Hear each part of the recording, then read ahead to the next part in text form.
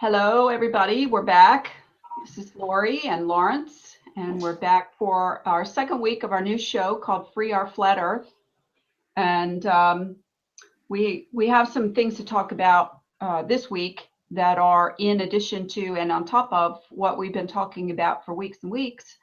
And that is that the azimuthal equidistant map that the flat earthers call the flat earth map is incorrect.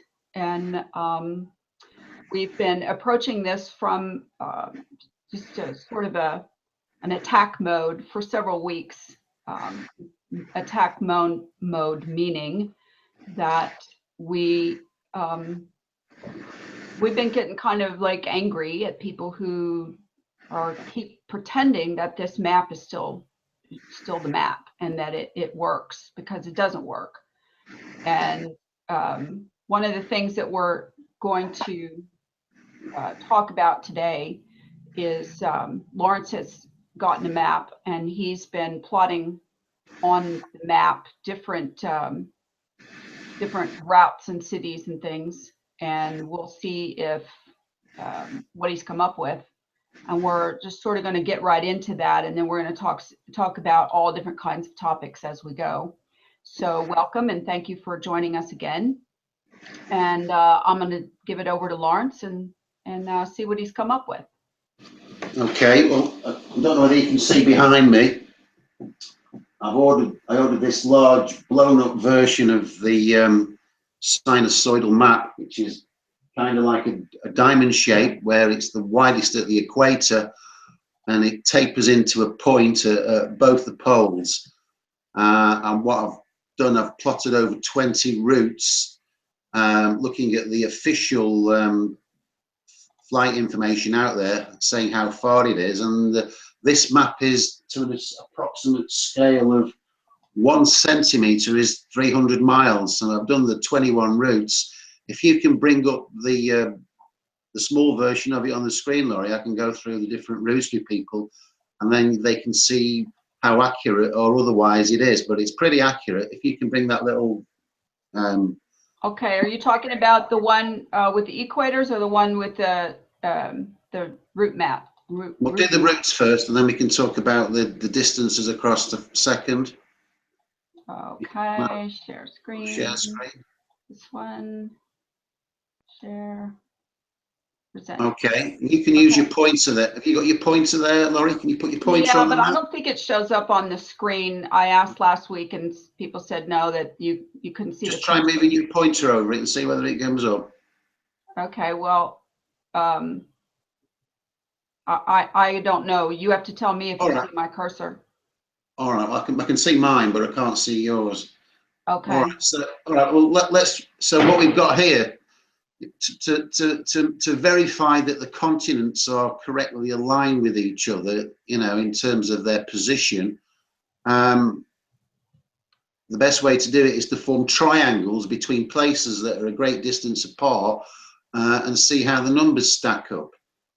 All right, I'm told that the cursor is showing up on the screen, so tell me where to point. I can't see it. Move your cursor over Winnipeg. You know where Winnipeg, right in the middle of Canada? Yeah, right here. Yeah, okay. Well, Winnipeg's right in the middle of Canada. So if you look at Winnipeg, that's the top triangle. For those the yellow one, who may not be able to see it, I'm not sure whether it's showing up or not, but there it is. Well, Winnipeg's the middle of Canada, so people know where America is and Canada. So you got Winnipeg. Okay, and if you go across from Winnipeg on the diagonal line going down, that's going down to Giza. Winnipeg to Giza, the official flight distance is 6,089 miles. On the map, it's 6,150, so almost spot on. And then you go back to Winnipeg and you go all the way down to Santiago, and the official distance is 5,962, and on the map it's coming out at 5,850. And then completing the triangle, taking Santiago over to Giza.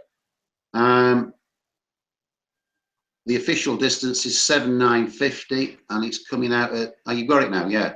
It's coming out at 7,650. So that is a pretty accurate triangle there. So let's try another one. Okay. So if we take New York, so put the pointer on New York. You got New York. Yeah. Over to Giza. The distance is official distance is 5618. And on, by the way, for the map, I've used this steel rule. Okay, so I measured out the distances on here.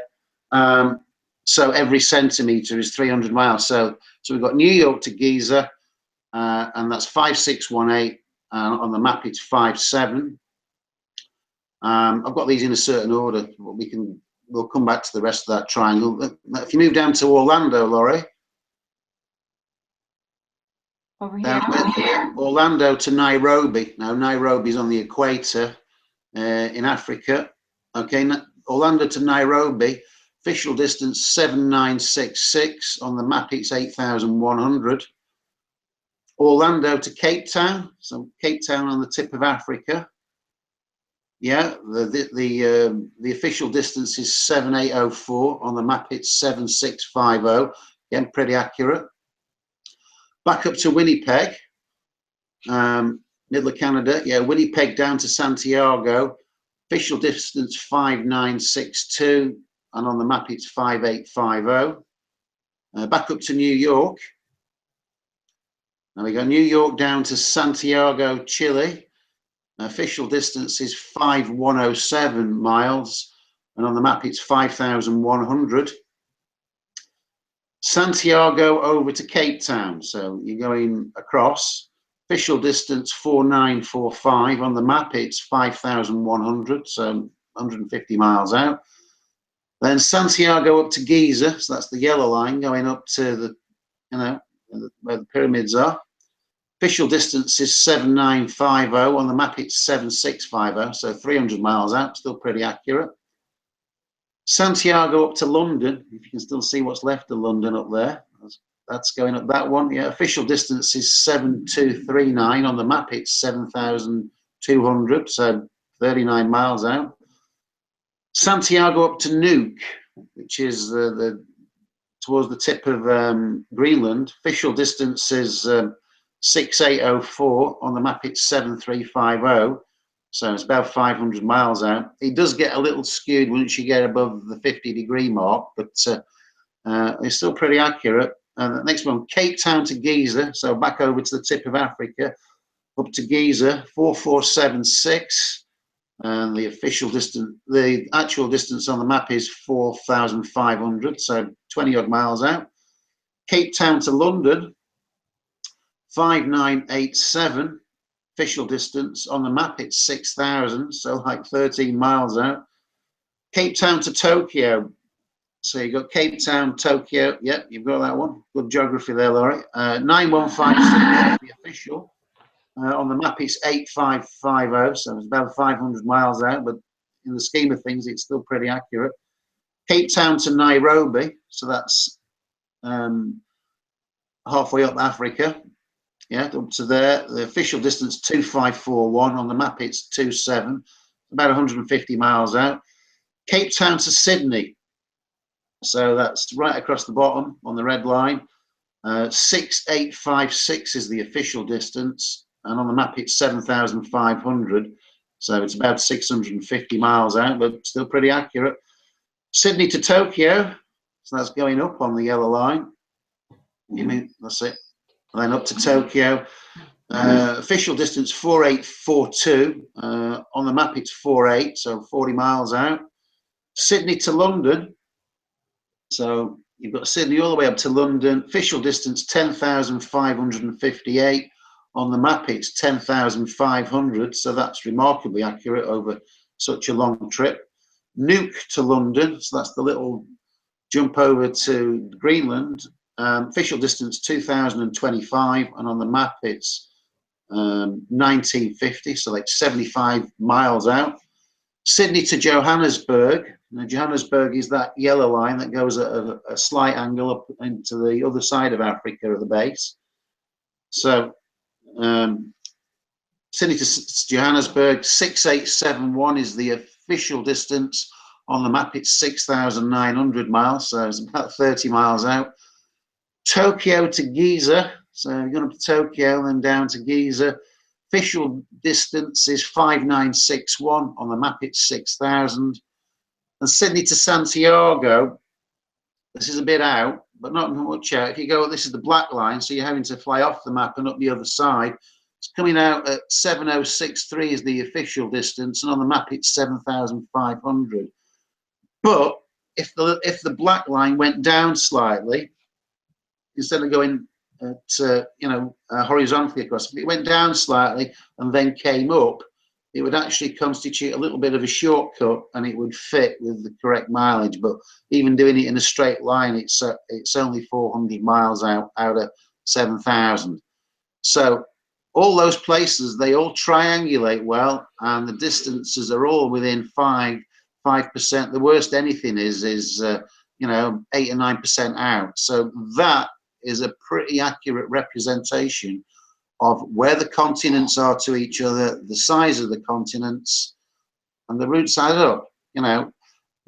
Once you get quite high up, if you bring the other drawing, Laurie, which is showing you the actual width across the Earth from one side to the other, you can actually see how skewed the Mercator map will be, because obviously that's a square map all the way. So if you can try and bring that one up, we can cover the distances on that.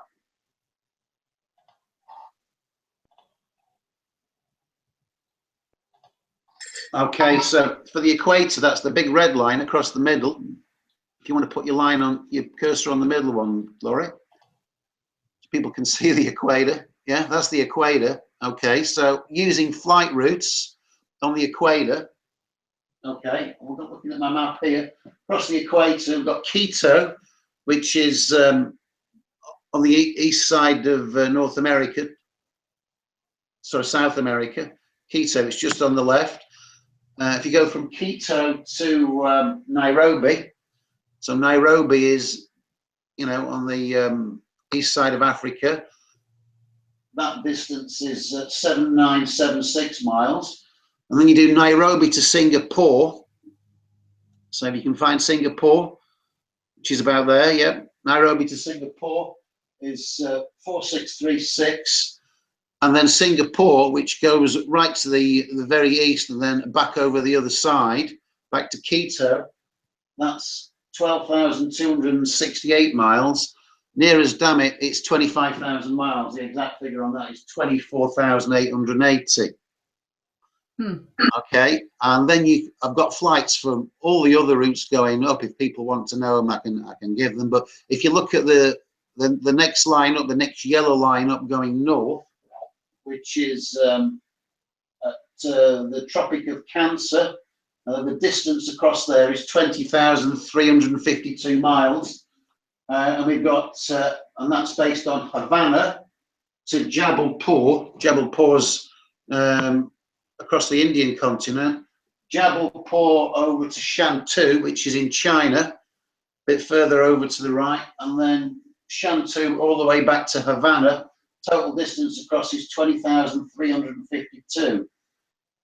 If you move up to the next line, which is 50 degrees, so the one that goes through the base of UK. Yeah, you've got that one. Okay, the total distance across there is around about 14,000 miles. And on that, we've got Winnipeg to Paris.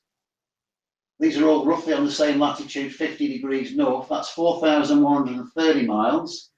Then you've got Paris to Sakhalin. Now, Sakhalin is just off the edge of the Soviet Union on the corner. That's about right, yeah, to Sakhalin, which is 5,001 miles. And then Sakhalin across the map off the edge and back over to Winnipeg is 4,591 miles, which near as damn it adds up to 14,000 miles.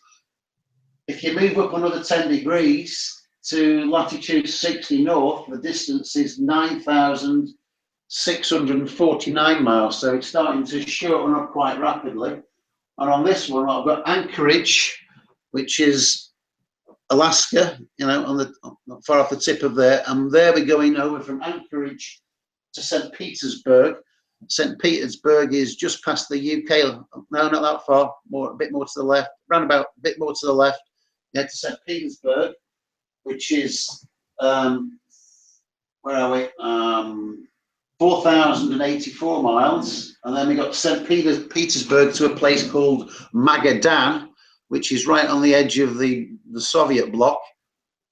And that distance is 3,600 miles, and then Magadan back to Anchorage, so it's going off the map and back onto the other side, is 1,965 miles, which gives you your 9649. Now, if you move up the latitudes further to, now I haven't got any flights on this because there aren't any to go off, so I've used what's known as, there's a little app on, or a little program on the internet, and it's, if you just Google calculate the distances between various latitudes, you can work out the distance. So you work out half the distance. You can't work out all of it. It'll only do half, because if you do more of it, it finds the shorter route. So if you do 50% and double it, that will give you the distance. So at latitude 70 degrees, so that's up to the next line, which is the one above Nuke. No, that's the top line. Down one. Go down one. That's your 70-degree line. And at that distance, that latitude, the distance across is 5,527. And you go up to 80 degrees north, which is the top red line. And the distance across there is 2,764 miles. 85, which I've not got marked on because it's too tiny. At 85 degrees north, the distance across is 1,382. And if you go to as far to the top as you can, 89.5, just before the very top, it's less than 50 miles across. It's 46 miles across. So it looks like both the poles go to a single point, you know, and form some kind of a diamond shape. So that tells us that what Robotham is saying, because these distances are exactly the same when you look at the flights going across the bottom. So if you look at the one on the bottom line, which is, where we go, 50 degrees south. So we've got a place called Stanley. Now Stanley's just on the tip of South America. Lawrence, you need to try to face the mic better to talk, Right, because it's coming out a little babbled, I think. all right, well, put your cursor over Stanley. Stanley's just a little island off the tip of the South America to the left of where you are. That's Stanley. So from Stanley to a place called Kerguelen, which is, if you stay on the same line of latitude and move down from Madagascar and a little bit to the right, yeah, now down, more the other way, a bit more to the left, bit more. Keep going. Very well. Just, all right, stop there. That Kerguelen's about there. Oh, Kerguelen's like a research base. So from there to there, the distance is 4,779 miles. And then from Kerguelen, the furthest place south I could find is a place called Stewart Island, which is just off the tip of New Zealand, so which is virtually on the edge. And that distance is 4,213 miles. And then from Stewart Island, which is going off the map and back across the other side to Stanley again, it's 5,049 miles. So at 50 degrees south, it's the same as 50 degrees north. It's 14,000 miles across. Now, Robotham will have you thinking that it's more than 25,000 miles across. You know, he'll be telling you it's 26,000 miles across. Well, it isn't. You know, the poles. You know, as you approach the poles, they both taper into a single point, and that's giving you the four corners of the Earth. You've got the east, the west, the north, and the south. Those are the actual 4 points. And I've done some more work on the equal lengths of day and night. So I know we talked about one last time, but I've got 4 for you now, all at different latitudes. The same north and south. So we've got Cairo. So Cairo is up by the pyramids. That's latitude 30 degrees north. The comparison is 30 degrees south. And the longest day in Cairo, which is in our summer, is 14 hours, 4 minutes, 56 seconds. And Port Allegra is 14 hours, 5 minutes, 3 seconds. So there's 7 seconds difference. So that's at 30 degrees north. If you move to 41 degrees north, you've got Uzbekistan, longest day 15 hours 9 minutes 45, and then Nelson, New Zealand, 41 degrees 16 south, the longest day is 15 hours 9 minutes 35 seconds, so 10 seconds difference. And you've got Swansea in the UK, longest day 16 hours 39 minutes 40 seconds. Rio Gallegos, which is the tip of South America, 51:38 south, their longest day is 16:39:54, so there's 14 seconds difference. And the last one, we got Flensburg, which is in Germany somewhere, that's 54 degrees 47 north, longest day 17 hours 19 minutes 24 seconds. And Ushuaia, which is in the south, 54:48, so they're more or less identical in the south.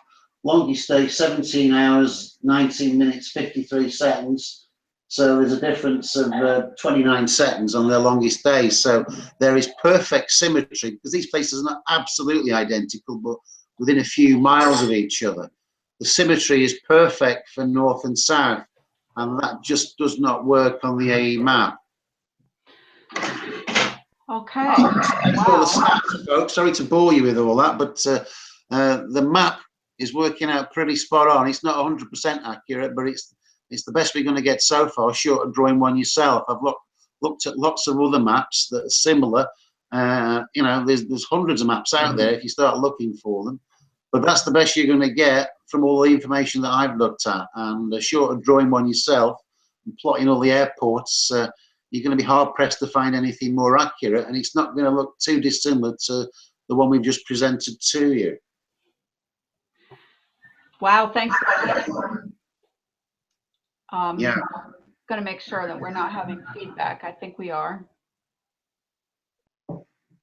Turn your volume down a little bit more, Lawrence, please, now that you're finished presenting. Right. I'll take it down to 40. Okay.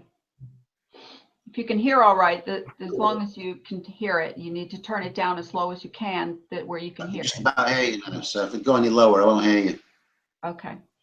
All right. Thanks, like, huge for doing all that work. I mean, I know a lot of people may have to watch that a couple of times. That's one of the reasons why I wanted to put it in the front of the show, so that people could come back and watch that. And if people want to use that for to download and you know, add to some other video, you're certainly welcome to do that, because Lawrence spent a lot of time to make sure that, you know, the distances were correct. And what's interesting is that, you know, people are fighting back really hard to prevent this AE map / model concept from being deterred from being used. And I would rather have nothing. And we've said this months and months ago, rather have nothing to go by and just go by all of the proofs that we have, than to be beholden to a map and a model that aren't correct, and that ultimately can be made fun of when this thing starts to really grow some legs. And we're close to that, I think. I think they're holding off the best they can until they, you know, we reach a saturation point of the information that we're going to be able to come up with without experiments and scientific, you know, over time, long-term experiments, repeatable experiments. And so another thing that is really important about this is that for months and probably close to a year, people have been making excuses for the things that don't work on this azimuthal equidistant map and model. And there's no reason to make excuses, because that's doing that same thing that we're accusing them, the globers, of doing, and that is reverse engineering ad hoc theories to support their globe. And so we don't want to get caught doing the same thing of making theories up that you know, don't actually work, but that try to get around the corner and explain something that doesn't work on this particular map and model called the AE map and model. So we one of the other things that I think is important too is the sizes of the continents as they're you know, listed in different apps and Google Maps and Wikipedia and every other kind of information gathering source. It's pretty easy to cross compare things like the size of Africa, the size of Greenland, the size of you know, the area, I guess, is most important. There's other things to measure by, not just the area, but the length and width of continents. I mean, those things are, that information is available. The other thing is coastlines, for example, length of coastline. Different continents have actual water coastline, and otherwise they would call it a boundary, not a coast. And Greenland has one of the highest coastlines, even though it's supposed to be 14 times smaller than Africa. But I did the math on that today, and it isn't 14 times smaller as far as area is concerned. So one of the things that's that bothers me about people repeating the same information over and over again is that they're not checking the information to see if it's correct before they repeat it. And that is cult behavior. And I hate to use the word, but that's what it is. That's just parroting, you know, squawking back the same thing that you hear sound like a bunch of seagulls. And so if we don't take the time to cross compare information, and if we don't check each other's work and verify that what someone's putting out there is correct, then if you take out all the stuff that is incorrect, by the time you take away all the videos that have the AE map as their logo and their model and their you know, their map, official map. I just watched another video today by Odd TV that I hadn't watched all of, and he talks about the AE map is the official map of the USGS. Well, it's not. You know, we talked about that last week in depth. So at the end of the day, if somebody is putting out disinformation, that's not okay. They're allowed to do that, no problem, go ahead. But if people share that information repeatedly and then it becomes the norm and it's incorrect, then we're spreading disinfo. So Lawrence, I want to talk a little bit about also that again, we've touched on it several times, but not so in depth. I want to talk about the equatorial sundials. That's what it was. And you had shared with me a video today or yesterday that had, I think, David Weiss debating someone or talking with someone in an interview, and the question was asked about equatorial sundials, and he jumped around the answer to the question and went off into talking about something else. And I think that same thing has happened on several occasions, not only with him, but with other spokespeople of Flat Earth. And I would really like to address it so that give some people some ideas on where to go to look for more information on this. I mean, it's not that hard. It's like, just do a search on equatorial sundials and it's all right there. So you did a lot more research on that than I have in the past. So do you want to talk about that a little bit? Yeah, well, if you want to watch something about it, which has got some graphics, we were going to show it to you tonight, but we couldn't get the sound. But so if you go, we keep telling you about free energy.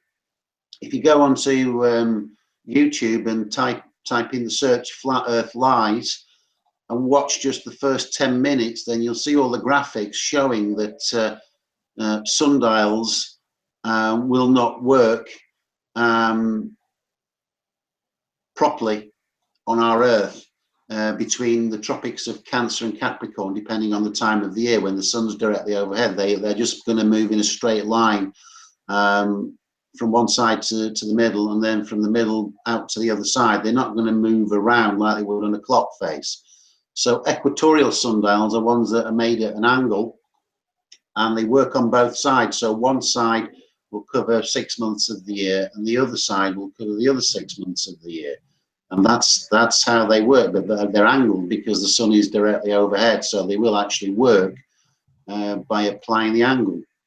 So I've messaged my perspective, because he likes doing the graphics on.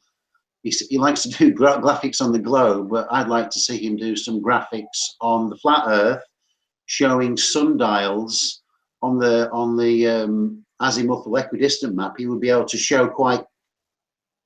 Where you gone? Yeah, he'll be able to show that they don't work, and they don't work because the sun is moving in a direct line from east to west, exactly as it's shown on timeanddate.com.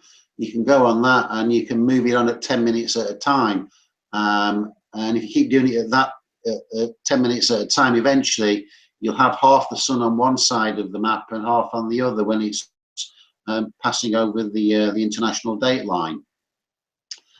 So, but it is possible to do some experiments at home with this. All you need is something to represent the sun and to move it round.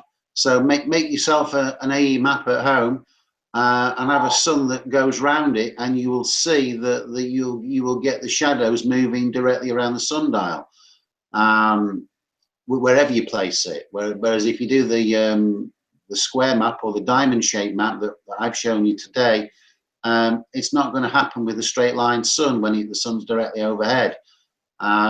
And the other thing with the sun, which everybody needs to do this summer, we've all got the same longest day in the northern hemisphere.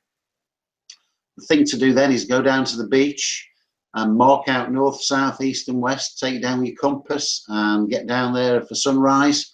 Make a point of an accurate compass reading where the sun is rising and where it's setting. And I don't think you're going to find that it's covering more than 180 degrees, which is a straight line. East to west is a straight line, or it could be interpreted as 180 degrees as the sun appears to bend round over that distance. Lawrence, okay, I have to wait for it to clear. On this photograph here, I'm going to mute you for a second, Lawrence. On this photograph of the equatorial sundial, at the foot of it, or I guess the bottom here on the floor. Let me see. Let me get on the right page here. Right here, this square, that's plaque type thing that's looks like a calendar, has a sine wave on it. I don't know if you have ever seen that before or noticed that, but I think that's kind of interesting. What do you think? Yeah, I think that probably shows the distribution of the sunlight. Yeah, at the most northern part and the most southern Yeah. part, when it's You look moving at, back if you and look at forth time of from, day, you're going to right. get that sort of distribution on there. It shows you where, you know, where the sun is and what areas have been lit by the sun. You know, on an hour by hour basis, if you actually go there and take a look. So when people ask a flat earther, so if the earth is round and flat, a disk, circle, and the sun is moving around in a circle between the Tropic of Cancer and the Tropic of Capricorn, which is the standard motto of flat earthers, then this kind of sundial wouldn't be necessary That's on a right. flat earth map at the center, because the sun would be directly overhead traveling in a circle. But it doesn't travel in a circle, and therefore they have to have a different kind of sundial, and that's the whole point of the question. So if the sun travels in a straight line on a globe around the axis, so to speak, because that's part of setting up one of these equatorial sundials, you have to point the I can't remember what the name of it's like a gnomon or something like that, the little pointy thing in the middle. You have to point that toward, I think, Polaris, correct? I don't know. It's got a certain angle to it. Yeah. Yeah, I think you have to line it up with Polaris. And the whole idea is you can see the clock face on this equatorial sundial is, in fact, looks very much like the UN map, the AE, the AE map with the grid lines in it. It's kind of interesting that it works out that way, like a clock dial, but that's as close as you're going to get to. Yeah, and if you notice on that one there, Laurie, the sundial's going the other way round, because that one will be in the southern hemisphere. So you've got 1 o'clock at the bottom, 2 o'clock, 3 o'clock, 4 o'clock. You've got 6 o'clock, where it would be 9 o'clock in a northern hemisphere sundial. So, you know, the sun's moving round the other way on the sundial. It's moving the shadow around the other way in the southern hemisphere. Right. So I think it's important for people to make the connection that on a globe, the sun appears to travel in a straight line around and around the between the tropics. And so the people of the flat earth AE map persuasion have been trying to convince people for quite some time now that the sun's circling. And I actually saw a time-lapse photo, 2 photos today that were posted in a Facebook group, and it had the sun setting, and the sun was the whole idea was it was shining the light. I think I have it. I'll find it in a minute. It was shining the light, reflection of the sun on the water, because the water was very smooth, and it was aimed right at the person who's viewing it, which it always is, no matter what. Wherever you're standing and viewing the sun across water, the line of reflection on the water is going to come to you because you're viewing it from there. It wouldn't be going over to your left or right. So that's part of the phenomenon of proving the flat earth, is that the water has no hump in it, and the reflection is coming from the sun across from the horizon of the sun all the way to you across the flat water. It's not bouncing off at any one point, unless, obviously the water's rippling.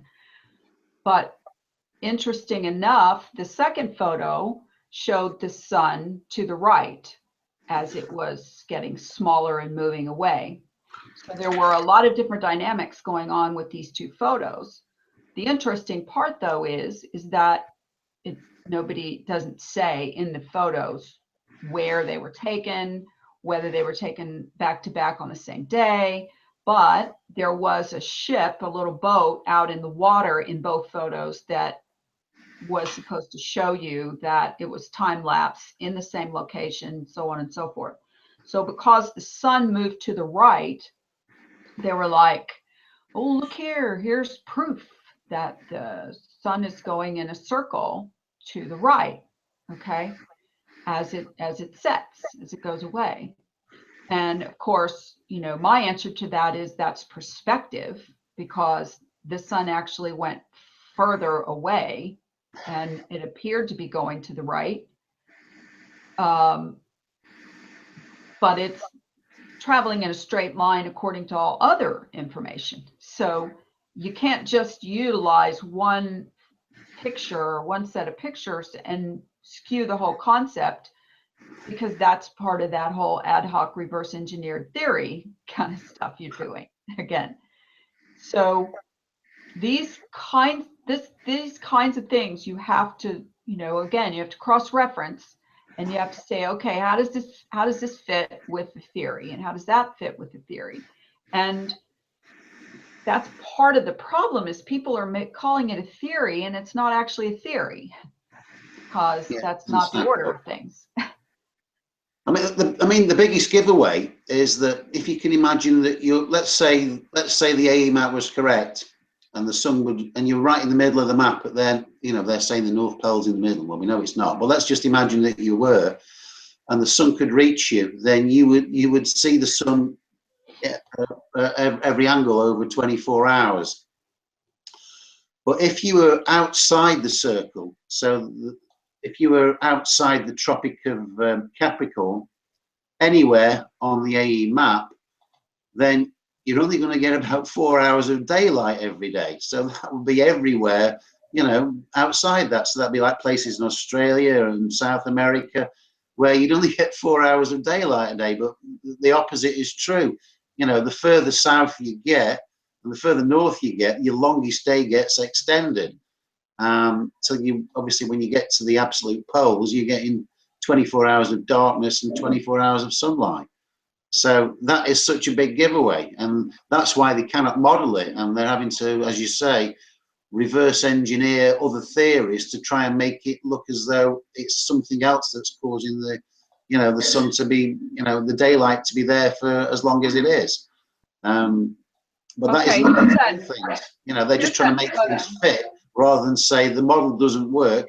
Let's go back to the drawing board and see how it really is. But they won't address it. Nobody's addressing it. All right. Yeah. Here's that photograph, and here's the boat that I was talking about, and here's the sun with the between these two lines, and the reflection coming at the viewer. Okay, and then let me stop this one and show you the second one.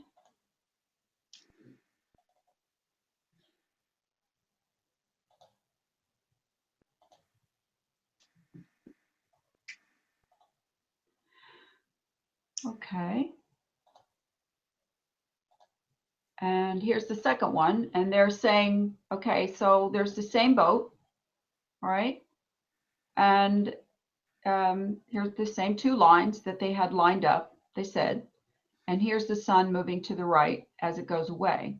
Now this, again, this is interesting because people say, well, how come the sun doesn't get smaller as it goes away? And it obviously does. Not in all circumstances and not in all photographs, but this is definitely one where the sun got smaller. And if something is 93 million miles away and it's setting away a little bit, it shouldn't be any smaller. It should be the same size. So relatively, yeah, because the, I mean, 93 million miles away versus 92,377,462 miles or whatever it's not enough difference, right? I think the reason the sun looks a bit bigger sometimes at sunset, you know, seems to get larger. I think it may be something to do with water vapor or something in the area, which, right, refraction. When you look at these street lamps from a distance, they can't, you know, if it's a misty night, they tend to look bigger than what they actually are. Well, If it's I a perfectly equate clear night, then you'll probably see the sun at the correct size. Well, I equate this concept here of showing that it appears that the sun moved to the right. And so, if you're facing west and the sun is setting and you were on an AE map and it would be sweeping to the right to go in its circle, then, I could see where you'd go, woohoo, look at there's proof.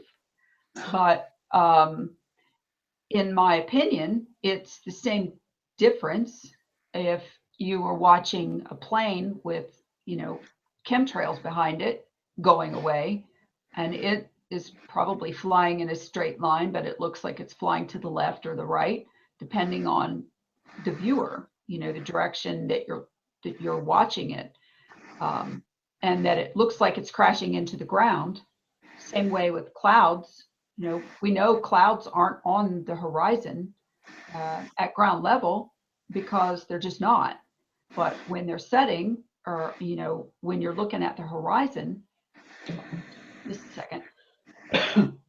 When you're looking at the horizon, the clouds are down. The clouds go down to the horizon, and the horizon comes up to the clouds. So we know that's not the case. Very interesting. So it's the same kind of explanation for how the sun even gets close to the horizon line. It's not setting, it's just going further away in distance. But if people don't understand that you can't make something up to fit your model. That's not how a theory works. That's not how a hypothesis works. But this is what people need to do, Laura. You see that picture that you've got there, you've got the sun setting, so you could take a bearing on that with a compass. If the same people took a picture of the sun rising, took a bearing on that, you would see, what sort of circle the sun's done. It's certainly not going to do a full circle. You're probably looking at 180 degrees, which is effectively the same as a straight line. Nobody's done this yet.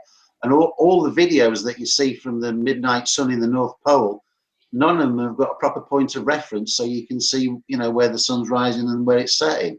They just tell you that's where it is, but they don't prove it to you, and that's because they can't. It's these videos have been, made to look as though it's doing a full circle when it's not.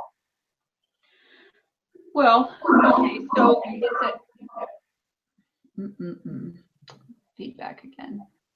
Okay, I think I cleared up. Okay, so the idea of doing research is to be able to repeat the research because you can't just come up with something one time and that's considered an anomaly until it's repeated. And so when when you're comparing something like, or people say, well, and this was the one that got me, and I feel like it's so worth repeating as many times as it takes for it to set in.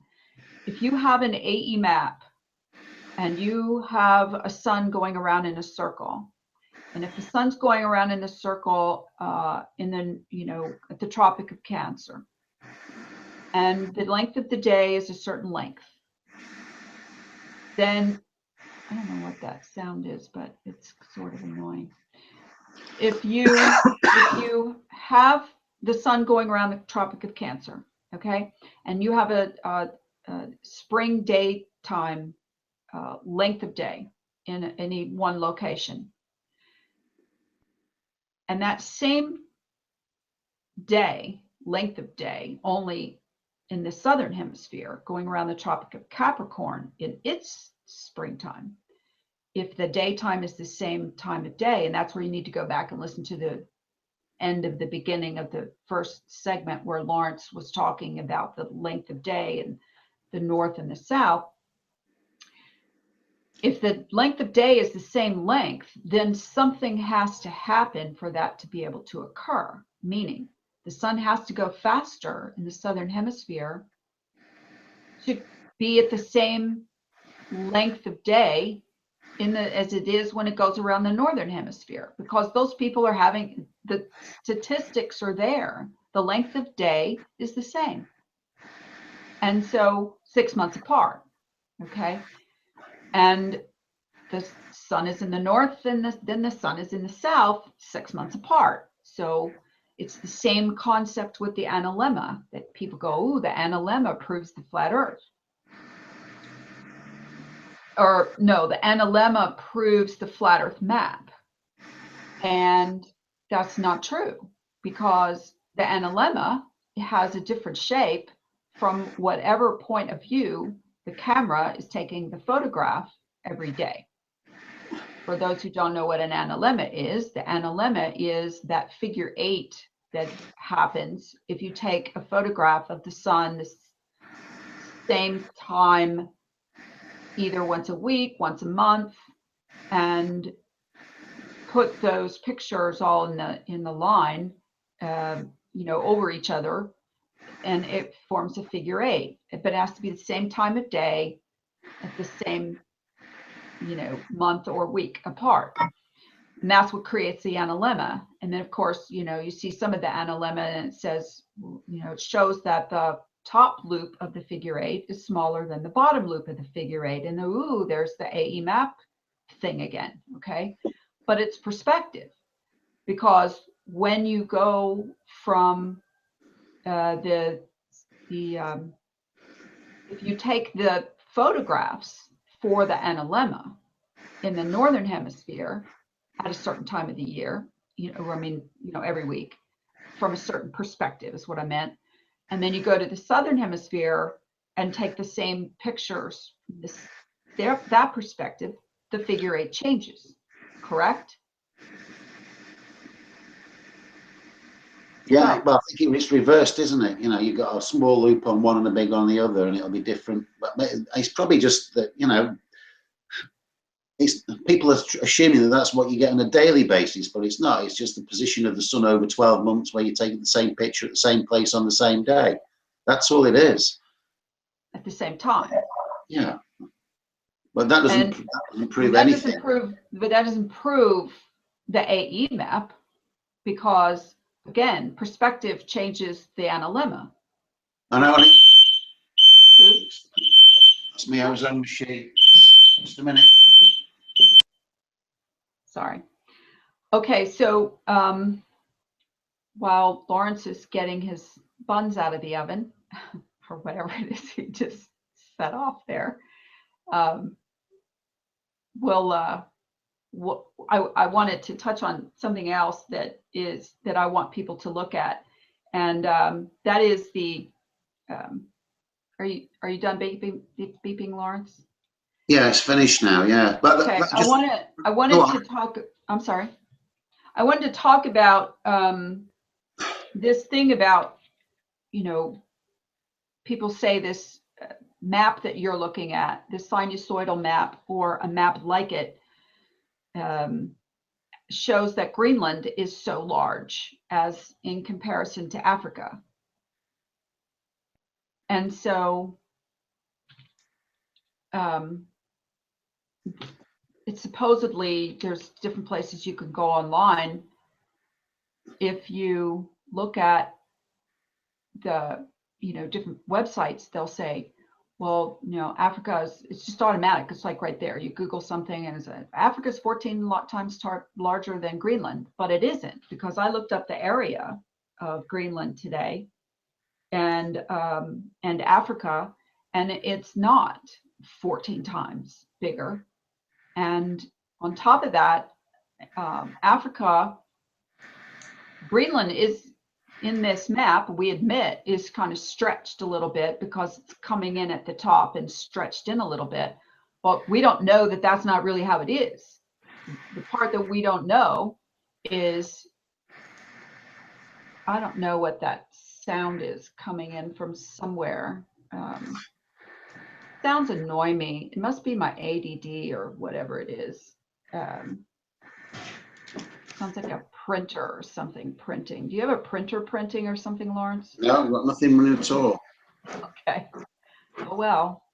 So, so people, need to take the time to go and look these things up, do some cross-referencing of things, because it's the only, I know more about my world that I live in, even though I thought I knew pretty well about the world, but I know more about it now as a flat earth researcher, not as just a flat earther, but as a flat earth researcher than I did before.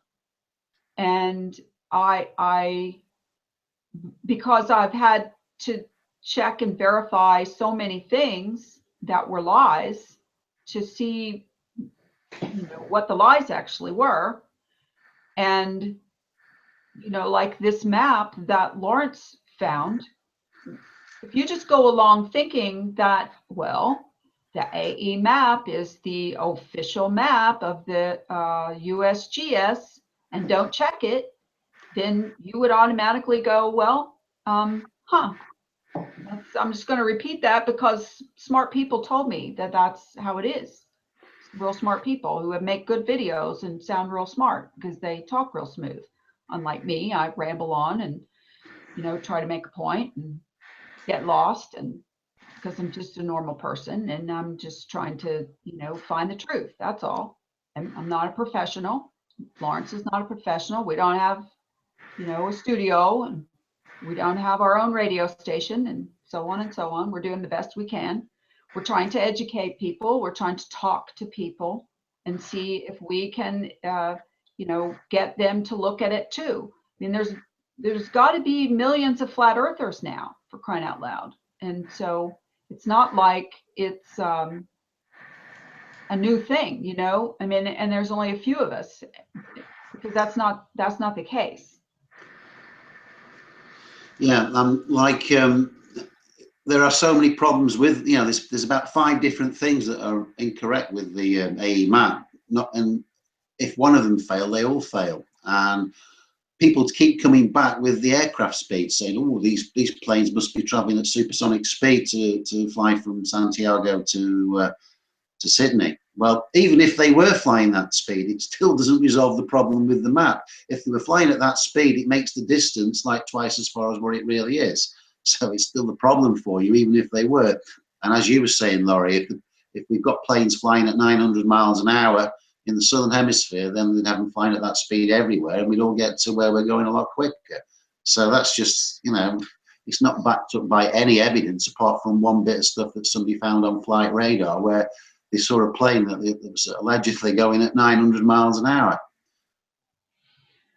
So that just doesn't stack up. If they regularly could go at 900 miles an hour, wouldn't they be going 900 miles an hour everywhere and get us all to where we want to go a whole lot faster? It doesn't get them over the problem anyway, even if they were going that speed. It's not an answer to the problem. The problem is that because the problem is that the map is wrong. Yeah. Because somebody sent a question in or a comment in today. They put it in last week's show in the comments, and they said, isn't this mapping thing what took Tiger Dan down? and it's like, yeah, kind of. I don't exactly know what happened to Tiger Dan and why he had a meltdown, other than the fact that for several weeks he did watch our show. He did listen to us talk about it. He contacted or talked to Lawrence, or Lawrence talked to him. I don't, correct me if I'm wrong. And you said, Tiger Dan, go try to fix the map. Go see if it works, because I don't think it works. And so at the end of the day, Tiger Dan put up video after video trying to make this silly thing work and moving things around. And then he took and put Antarctica at the center of an AE map, and then the continents were like totally skewed in every direction. And other people have said, no, I think the pyramids of Giza are the center, should be the center of the azimuthal equidistant map. So try that. And so he kept trying, and soon he just melted down and said, that's it, I'm done. I'm not even going to be a flat earther anymore. Y'all are crazy because this map doesn't work. Well, that's obviously not a good thing. You don't want people to stop being flat earthers because the map doesn't work. And Lawrence and I, either one, are going to stop believing the Earth is flat because we don't believe the AE map is the map and the model for the way things work. So we started investigating other maps, and Lawrence was looking through every kind of map that known to man. I had no idea there were so many maps. How many maps did you find on the USGS alone? It was like 100 maps or something, Lawrence? There was one I sent you the other day from NASA. NASA have got another website, and they've probably got about 150 maps there going back quite some time. They've got all sorts of shapes and sizes, you know. And they're all for different purposes. Presumably, yeah. I mean, it doesn't. I mean, I didn't look in. I just had a quick look through them all because there's that many of them. They're all projections of some sort, but there will be a flat Earth precise map somewhere. But it's whatever it is, it can't be too dissimilar from the one where we went through earlier today, because all those distances I gave you, they all triangulate. If you get 3 points and they triangulate, those places are in the correct relationship position to each other. And there was nothing that was, significantly out. So that is what, as far as I'm concerned, the Earth is diamondish type shape, tapering to, a single point in the north, the south, the east, and the west. That's what we've got. And those are the four corners of the Earth: north, south, east, and west, in their true place. And it will be possible to make a more accurate map if somebody sat down and had got, a few months and technical drawing equipment and stuff like that. You could probably make one that's a bit more accurate, but it isn't going to look too dissimilar to the one we showed you earlier today.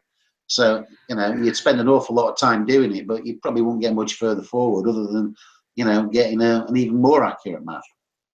Okay. But the argument about the maps is really over now. That map we've shown you today, I invite anybody to debunk it, and you will not find anything significantly wrong with the arrangement of the continents there. Yeah, they may be slightly distorted in places, but the general arrangement of where they are in relation to each other and the actual shape of the Earth, that, as near as damn it, is what it is. Okay, so go back to the beginning, just to repeat or recap. Where did you get the measurements for the distances between to triangulate with? Where'd you get that information? Well, if you go and look at flights themselves, so you go to the travel companies, they publish the flight distances. Well, some of them have stopped doing it now. Oh, God. Oh, he's hilarious. I mean, if we could just one time get through a show without Lawrence either having something go off or befuddling something. God love you, Lawrence. Sites out there, and they actually publish. They show you the distances between the destinations and the length of the flight, so you can work out roughly wherever 500 miles an hour. The figures they're giving you are near as damn it correct. But you can also go on Flight Math. Well, there's a few sites you can go on, and they will give you the distances between different cities. If you were flying between them, and they match up to within like 1% of the figures the travel companies are going. So I've checked that many.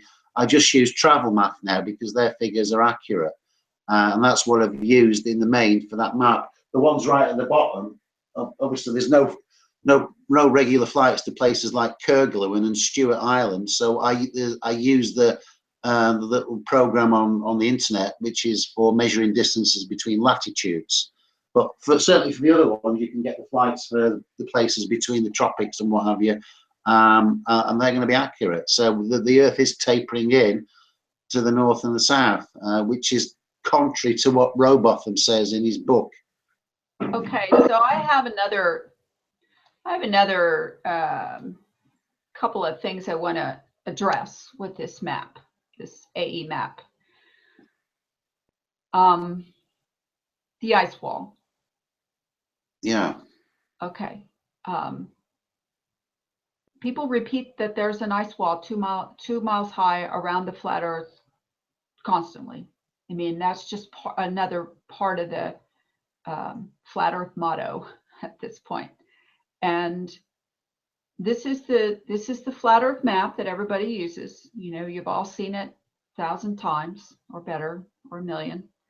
And the layout is designed, it's called azimuthal equidistant projection because it selects the center at the North Pole, and everything is projected out from there from a 3D globe to a 2D surface. And we don't live in a 2D world. That's more than obvious. But at the same time, people say, well, you can circumnavigate this by, let me go back to the map one where my cursor shows up. Okay, is my cursor showing up? Yeah. Okay, so people say, well, it's no big problem. You go around here and you go around here and you go through the Panama Canal and you go through and you go around here and or you go through here and you go yeah, look how easy you can circumnavigate the Earth. No big problem. And you can go way down here and go around there. Look at all the ways you can go. And yeah, you can on this map. There's no doubt about that. But the reason why this is accepted is because they needed to answer the question that everybody gets asked right off the bat. Well, what keeps the oceans from flowing off the sides if it's flat? Or where's the edge if it's flat? And so this answers the question. This circle of ice only happens because that's what would naturally happen on a projection of a 3D map with Antarctica at the bottom. It now becomes the outside perimeter. That naturally happens when you make this projection because you got to have Antarctica on there. The ice is all across the bottom. But interestingly enough, today I looked up I was going through the coasts. Let me stop this for a second. I was going through the coastal measurements, distances around all these continents. And like USA is 12,000 miles, Australia 16,000 miles, Africa 18,000 miles, Greenland 27,000. And then I got down here to, and I can't remember if this is kilometers, but I think it is. I think I wrote kilometers for Antarctica. Coastal measurement or distance for Antarctica is 14 million miles. I'm like, what? Or 14 million kilometers. And I don't even know where I found that. I need to go back and try to find that because I was writing a whole bunch of stuff real quick and I was like, I did that I cartoon sound. 14 must have been 14,000. No, well, I mean, it can't be 14. It would be closer to being 14,000 if it were, maybe I wrote too many zeros. If it were the little islandy continent at the bottom of the map, but it would be more like 14 million would not be real. So it must be 14,000. But the point is that they had it listed and have all of these listed. So that's another exercise someone can do is just to go around maybe you can do this or anybody could, to go around your sinusoidal and put those distances in and see if in comparison, those coastal distances look about right for Africa versus Greenland, for example, because Greenland was 27,000 miles of coastline. I think the reason for Greenland may be that there's lots of little inlets, so if you've got something that's very jagged all the way around, you're going to have a much bigger coastline, but the actual surface area of the land within is going to be a lot less.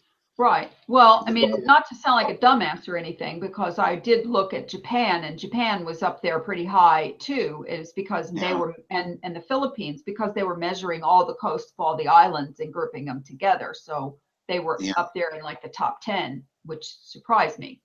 But then when you realize that's what they were doing, so I'm not a complete dumbass, but the whole point is there's lots of exercises and experiments that people can be doing instead of just repeating the same old stuff. I mean, it kind of ticked me off today when I was watching that odd TV video that has 400,000+ views on it, and he was saying the same thing. You know, azimuthal equidistant map is the map of the flat Earth. It's the official map of the USGS, and you know, 2-mile high ice wall all around the edge, and you know, all these things that people keep repeating, and there's no proof of it. And well, that's the big problem with it, Laurie, because when you put that map up, you can see that the Santiago to Sydney on that map, it's about 14,000 miles on the AE map. So if you moved it 7,000 miles closer, then it'll be out of proportion to the other continents. Doesn't matter where you move it, it is never going to fit. So you cannot make a circular map fit reality, because it's a big lie. Okay, so this is part of, you know, the problem that I feel like we're faced with by being the odd men out here and saying, you know, this map doesn't work, this model doesn't work, the sun doesn't go in a circle, the length of day in the north and the south hemispheres are the exact same at this, you know, 6 months apart. You know, all of these things work on a globe. So we have to make them work on the flat Earth model and map as well. We can't make excuses for why they don't work. We can't speed the sun up. We can't make, you know, the sun go faster in the south summer than it does in the north summer. It's not, that's not real. And if it is, then somebody needs to stand out there and with a stopwatch and, you know, see how fast that some bitch is racing across the sky faster than in the north, because that's the only way it can be happening. I mean, the flights are one thing, that's a whole different story, and the distances are another thing. But in order for the sun to move and have the same length of day, in some cases you said within seconds difference, that's all, right? Well, it's identical. You know, if you got the identical latitude north and south in the exact spot, then you would have identical lengths of day and night 6 months apart wherever they are. Right. And you can go and look at this yourself. You can go and look for places on, even on Wiki. It will give you places in the north and in the south, and that's all I've done with the chart behind me, is match up places that are near as damn it on the same respective latitude north and south. And then you go to time and day, and you can look at the longest day, which I looked at the December and the June ones, you know, the longest and the shortest days. All right, so oops. I have another one, okay? So I also was looking on an eclipse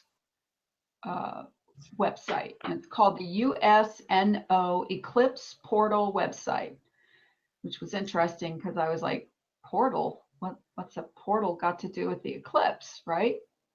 And why is it named that? And so, so I went there, and you can find information on eclipses for a range of years running from 1501 CE to 2100 CE inclusive. In this interval, there are a total of 2,881 eclipses made up of 1,421 solar and 1,460 lunar eclipses. Okay? Now, if the sun is going in different speeds in the south and different speeds in the north, how does an eclipse work? Because people can see eclipses in the north and south, because I watched this last year when we had the lunar eclipse, the red blood moon one, and I was on Facebook at the simultaneous that I went outside and saw the eclipse happening, taking pictures of it, and they were nice pictures. that weird sound again? I'm going to figure out what that is. Okay, so the eclipse, okay, so I posted pictures that I went outside and took of the blood moon eclipse as it was happening, like time lapse. This one I ran in and I posted on Facebook from my camera, so it took a little time. And then I was talking to some friends in the group, and someone posted the blood moon eclipse picture from their friend in South Africa that they had posted just then, same time. Okay, we do live on the same plane. And it was the same picture practically. Okay, same time, everything's happening, same time, same moon, upside down though, which was very interesting. Okay, I mean, it was flipped. The little Tycho or whatever it's called, the little belly button, I call it, on the moon, that's sort of on the bottom in the northern hemisphere at like 5 o'clock, was at like opposite, like 10 o'clock or 11 o'clock on this photograph. I'd have to dig them up to show them to you. But the interesting thing was, though, that I'd never had the opportunity to do something like that before. Not just the same moon, but the same eclipse at the same time. And we both saw it. Now, that person's in South Africa and I'm in Florida. How did we both see the moon on different sides of the world if it was a globe? So we know automatically that it's not, okay?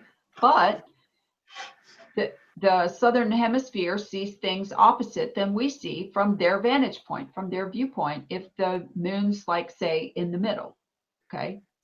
Right? Like the equator. Well, you're talking about 7,500 miles away if you're talking South Africa from where you are. Right. So Which, these kinds of phenomenon are, we're able to do this now. We're able to compare notes. You know, of course, everybody in the flat earth movement's always whining and grousing about, you know, well, everybody can't get along and we need to be flat earth friends and we need to cooperate and so on and so forth. And, you know, that would be great if there were no shills and there were no trolls. That would be awesome. I mean, I'd be all about that. But they're everywhere. And they cause trouble. They cause drama. They cause trouble, and they put out disinformation and misinformation and so on and so forth. And so I'm the kind of person that if you tell a lie and you do it under the guise of being a flat earther, well, you more than likely you're going to hear about it from me, and you know, justifiably so, because we're not going to get to the truth if we're having to continuously, for a year now that I've been doing this, sift through disinformation and misinformation and lies and repeated lies, whether it's somebody's intention to repeat a lie or not. It makes no difference. The whole idea is that you didn't verify the information before you repeated it. So I have no intention of being a flat earth spokesperson. If anything else, I'm that still quiet voice in the background going, hey, you know, you got to say it right. You got to do it right. You be like reading the Gettysburg Address and reading it wrong. You can't, calling it the Gettysburg Address. I'm sorry. It's not the Gettysburg Address if you don't read it right, or the Constitution or anything else. You can't change the words around. And so, because it changes the whole dynamic of what it's supposed to be about. So some people would say, well, that's not the same comparison. Well, it is. If I gave somebody a map, okay, I've got somebody coming to visit me, for example, and they live 7,000 miles away, and I send them a map. There's no, let's just say there's no Google GPS, no nothing, okay, no Google Earth. So I send them a map to my house. First, you have to go here, and then you have to fly there, and then you have to rent a car, and then you have to drive, and then you have to turn left and right and backwards and forward and whatever to get to my house, okay? And the map I give them is off by 150 miles. And they wind up knocking on somebody else's door. Well, here we are. Well, I'm not there. I'm over here. Well, you gave us a wrong map. Well, it's as close as I had. It's as good as it gets. Sorry. You're just going to have to find your way from there. I mean, that's what the flat Earth map looks like to me. It's that kind of map. Well, it's close enough. That's, sorry. 150 or 3,000 miles off, no big problem. That's a problem. So, all right. So let's see. I had something else I wanted to talk about. Okay, let me pull my little piece of paper back up here again that I hadn't made some notes on. Okay, we talked about equatorial sundials. The astronomical almanac. Okay, that's another place I visited today. The astronomical almanac. It's asa.hmnao.com. The Astronomical Almanac is a joint publication of the U.S. Nautical Almanac Office, United States Naval Observatory in the United States, and Her Majesty's Nautical Almanac Office, United Kingdom Hydrographic Office in the United Kingdom. The printed version contains precise, and I don't know, I've never seen this word before in my life, ephemerides, EPHEMERID, ephemerides of the sun, moon, planets, and satellites, data for eclipses and other astronomical phenomena for a given year, and serves as a worldwide standard for such information. The online version extends the printed version by providing data best presented in machine-readable form.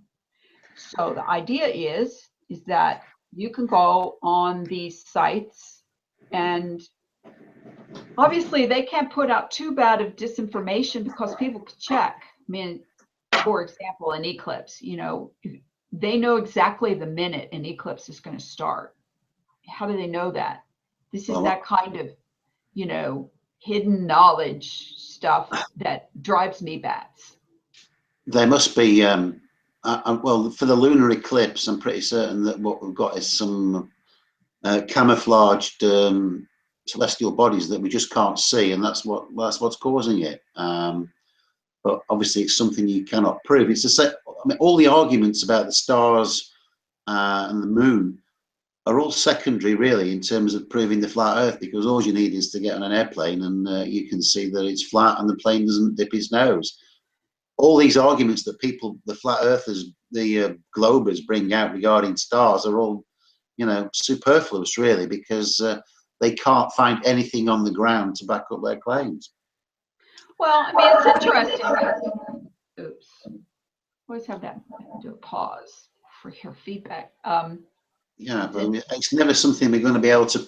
If there's some camouflage celestial bodies that block out, well, we're never going to be able to prove that.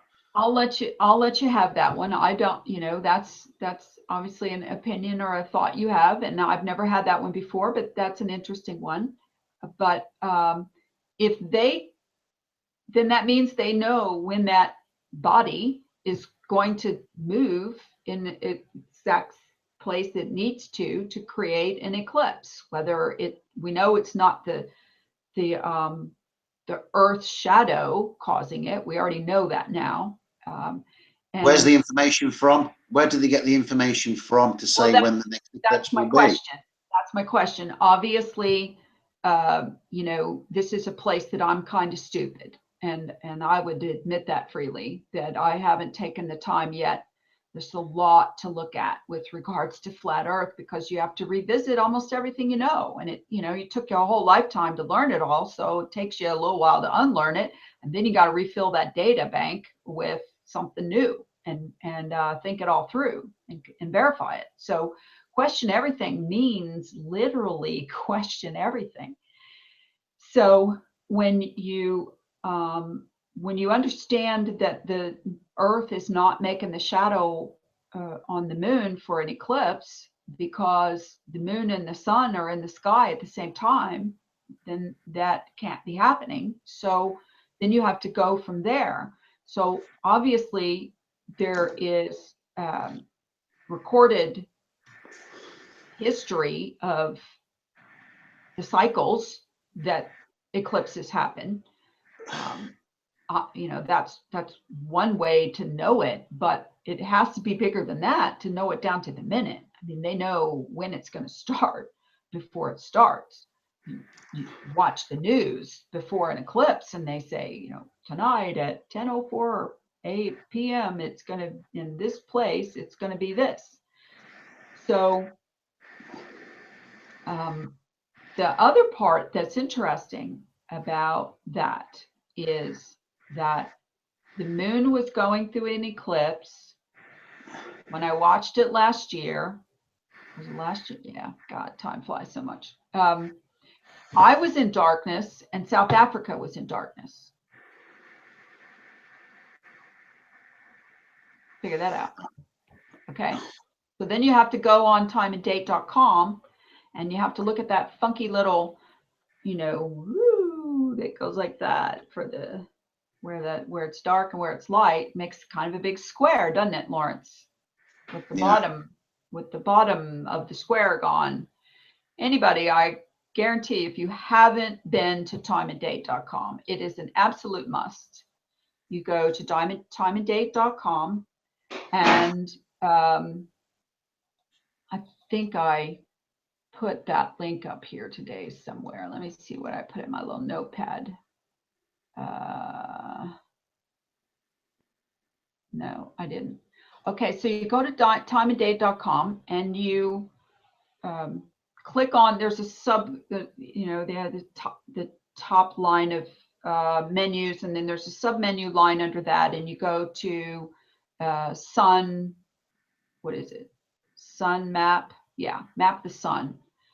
And you click on that and it takes you to the active sun map of where you are. It knows where you are. That's always incredible to me still to this day, that everybody knows where you are when you're signing into a website.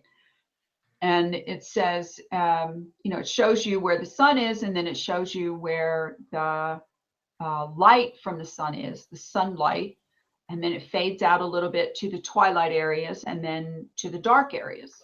So it was interesting that it was dark where I was and it was dark in South Africa, but light in the middle.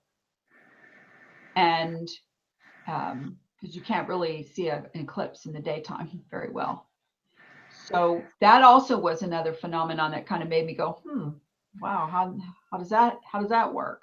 But then I had realized I'm looking at a flat map. I was looking at a Mercator type map because that's the map they use for timeanddate.com, right? Yeah. I mean, that's where you got started looking at the whole phenomenon of the time and date on the northern and southern hemisphere thing. Was you can still have the sine wave on the sinusoidal map. It would still work. It would probably work better because you've got the V at the bottom. Right. I mean, free energy says that it's you know, the sine waves caused from the sun coming off the foundations of heaven. That's what he puts on his videos. But there obviously is something, because obviously you can have sunlight, darkness, and sunlight in two places because this, you know, the way this big curved thing goes. Right. So there must be some other effect other than the sun itself. It's not, the sun isn't making a yeah, it's not making a little, yeah, like on the AE models, they always show, you know, the not like the AE model, no. The sun's going around a little circle. You know, we've seen it 1,000 times, and it's got a little circle of sunlight around it, and it just goes around. And you know, that was one of the first things that I saw that debunked that was comparing timeanddate.com, the length of day over here to where that circle of sun should be over here and over here, and it didn't make it. It didn't work because the sun doesn't make a circle of light. It makes like a sine wave, a big fat square sine wave. So so at the end of the day, when you start to take these things apart, your mind wants to refill that information, wants to replace that information with something else. And, you know, it's like if a person is crazy and they think they're a duck, mean, they really, really, truly believe they're a duck. They look in the mirror and they see a duck looking back. If you try to convince that person they're not a duck, they're not going to understand that until you tell them what they are instead. Okay? Because they can't just be, if they're not a duck, they can't be nothing. They have to be something else. So you have to describe to them that they're a human, and you have to make them understand it. Well, that's kind of the same phenomenon, you know, you go through with becoming a flat earther. You have to let go of your entire lifetime's belief system of the globe and everything associated with it. And then you have to be able to go back and replace that information with something else. And you have very little to go on when you first start, because you don't have enough information. You know, you have to start throwing away ideas like gravity, for example. You know, like today, I saw a cute little video, and sadly, I would love to share this video, but I can't, because the guy that made the video put a super loud music over the top of the dialogue, and you halfway can't understand what he's talking about. But it was about bumblebees, and he said when he was in school, when he was a kid, his teacher told him bumblebees can't fly, but the teacher never told him why or what they are doing, because they're obviously flying. Okay, but the teacher told the guy, you know, bumblebees can't fly, and aerodynamically they're defying physics, because, you know, and I'm talking about bumblebees, the big ones that are like they like look very cumbersome when they're flying. Same way with June bugs or beetles, the same thing. They just sort of bang into stuff all the time and hit the wall and fall down and start up again, and it's pretty laughable, actually. And so so the guy later on tried to figure out, okay, what is he talking about? And he came across the information that it explains that bumblebees aren't actually flying, they're levitating. And so same way with large beetles, you know, that have a pretty big body and their wings aren't that big. You know, they have those, I don't know, little hard wings, and then they open those up, and then there's some like little wings underneath it there that actually make them fly. And he described about that the bumblebee is actually getting to the same hertz, I guess through sound, to the same hertz as the surrounding world, and that allows it to actually levitate. And so when I first saw this, I was like, I don't believe in levitation like that. But then I started understanding what he was talking about, because it went into some other information about how the wings work with magnets and, you know, all kinds of stuff. You'd have to see the video, but look it up. It's something like bumblebees can't fly. And it was like all new information to me that made sense then, because we used to laugh when I was a kid in the country at the June bugs that would come out in June, and they were those big blue-green beetle bugs. And then when they would fly around, they were constant. There was brown ones too. They were constantly running into the wall and running into you and banging into everything, and you know, it was like one of those hoverboards got away from you or something and just shot you out over there somewhere. And so that's you know, sorry, I get anecdotal little stories sometimes, and I apologize, so you can just fast forward past them anytime you want. But I always bring it back. The idea is that when you learn something new, you have to it has to take the place of something old that you understood, or you thought you understood, or you thought you knew, because you actually didn't know anything. You just believed something. And that's how the flat earth information starts coming into your head.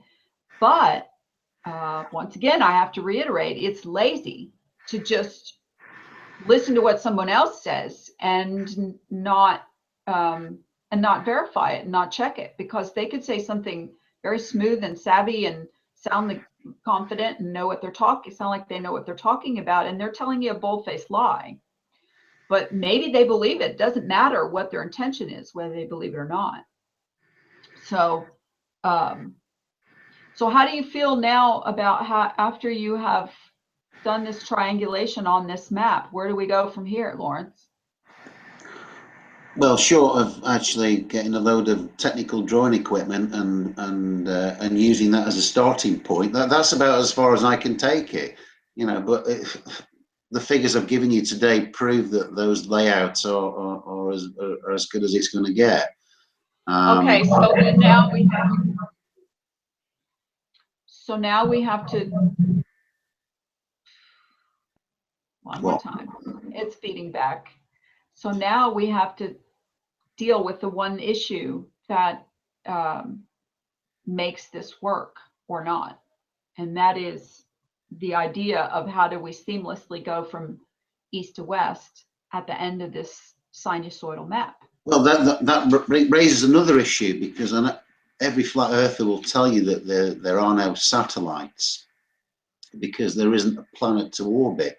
But if you've got portals, then the same way as an aircraft can go seamlessly from east to west, then low Earth orbit satellites could do the same. So there is this International Space Station, which is probably some tin can that's flying around, but that could technically orbit the flat Earth if it's actually passing through the portals on one side and re-emerging on the other. It's probably an area to look at to see what the flight path is, or where the International Space Station, this tin can, wherever it is, where it's observable, because that may well prove the portals. Because you know, what countries is it seen? You know, you can see it in the UK, but can you see it up in Sweden or up in, you know, South America and places like that? Where is it observable? And it may well be that it's, you know, it's going from east to west and it's passing through the portals. So that could be another area of investigation. People could start plotting where it's visible on the map, and then try and figure out, you know, which way it's going. Well, it looks to me like it makes a sine wave pattern, and Yeah. The same as the sun and the same as the moon. If the sun and the moon are traveling a straight line, we'll have to deal with this issue of how do they seamlessly move from east to west. I mean, it's interesting because it's kind of, I thought of it immediately as one of those, ooh, you guys did that hide in plain sight thing, didn't you? With the timeanddate.com, where let me see if I can open that up, because it's bugging me that I'm talking about something that I'm not able to show. So let me go here and do timeanddate.com. Well, somebody, I would imagine in the next 12 months, somebody is going to go and book a cruise that goes across the international date line, and the one that goes past New Zealand and then re-emerges on the west and heads up towards the west coast of America. So all it takes is somebody with a, you know, what's it going to cost, about $3,000 for that leg of the trip, and they take their maps and compass and plot which way the ship's going. That will prove that there are portals there that take you seamlessly from one side to the other. That is a proof. All it takes is somebody with a bit of cash who's a flat earther who can, you know, maybe they're going to take a holiday anyway. We'll take this one, you know, fly over to New Zealand or to Australia and do the last leg of the cruise. Okay, so here we are. Present to everyone. All right, so here we are. We're at timeanddate.com, and this is current to where I live right now. And I have to go to the other one to do the. Well, if you look at the bottom, Laurie, if you look at the bottom where it's got jump to, you can actually move it on. Yeah, I'm going to. So many hours, and you'll be able to move it to such a point that you've got half the sun on one side, you've got half the sun on one edge, and half of the sun on the other, and that is depicting reality. Okay, can you see me on the map right now with my cursor? Yeah, I can see your cursor. Okay. Yeah. All right, see So what the sun is? Okay, this is a like the Mercator map, okay? This is the square flat earth map, as we call it. And you can see several things that are very interesting here that you'll make note of when you start to look at this. And most people are like, no, this doesn't work. This is a globe map. Well, they're all globe maps. Everything's a globe map. And so you got to deal with that. But you can see that Antarctica across the bottom, that's what I was talking about, that really long 14,000 mile coastline.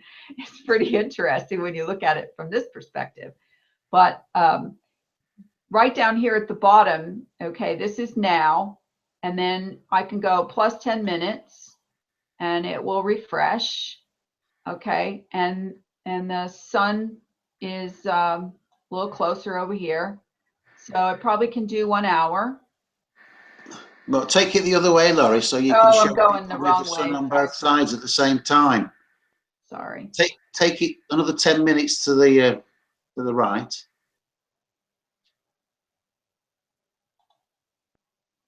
And then another 10 minutes. And another 10 minutes, and you're going to get it half on half.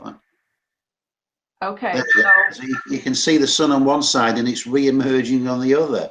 here's the sun over here, and here's the sun coming in over here. And this happens to be approximately where the international date line is where if you cross it, you go from one day to the next day. That's it, yeah. So let me add 10 more minutes and it'll probably be a little more obvious. Oops. Okay. Move this You want down. another 10 minutes. Yeah, minus 10 minutes. Okay, now we're at pretty close to the half and half. All right. Yeah. And this is pretty accurate as far as where the nighttime is. Okay.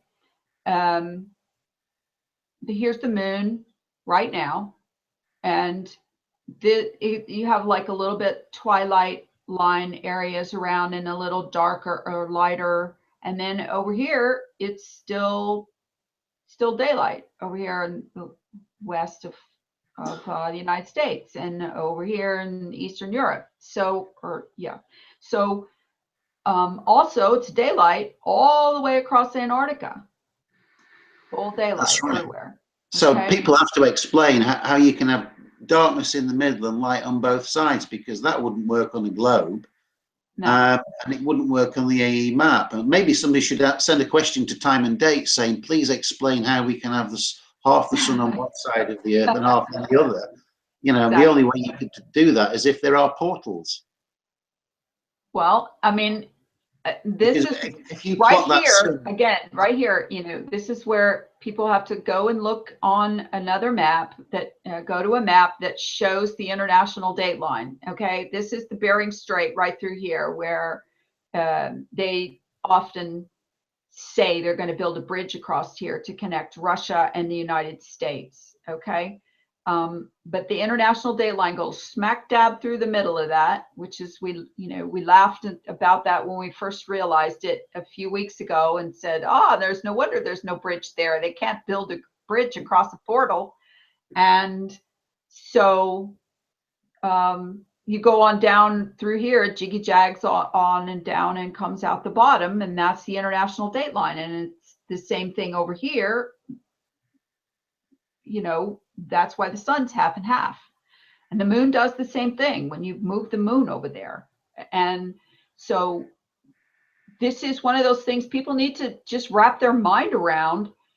This is accurate. I posted it in Facebook today, a map like this, and said, here's the darkness and here's the light. Only today it was the opposite. The light was all in here and the darkness was all around here. And I had people, okay, here I am checking in from Australia, and yes, it was dark there. It was 3 o'clock in the morning there, and where I posted it was like 11 in the morning, and it was the opposite of this. and the sun is not circling there, it's moving directly in a straight line. If you look at Right. the sun on the left and on the right, you can draw a straight line between those two, because that's where it's going, in a direct straight line. The same as the moon is going in a direct straight line, and all the star trails are going in a straight line. You get these circles of the star trails. It's simply light bending. If you look at the star trail directly over the celestial equator, it's a perfectly straight line. That's the one that is straight, and everything around it bends, but it's just simply light that's bending. Okay, right here, sorry. This is UTC time, this map right now, it's not now. This is Monday, February 29th, 2016 at 12:10 p.m.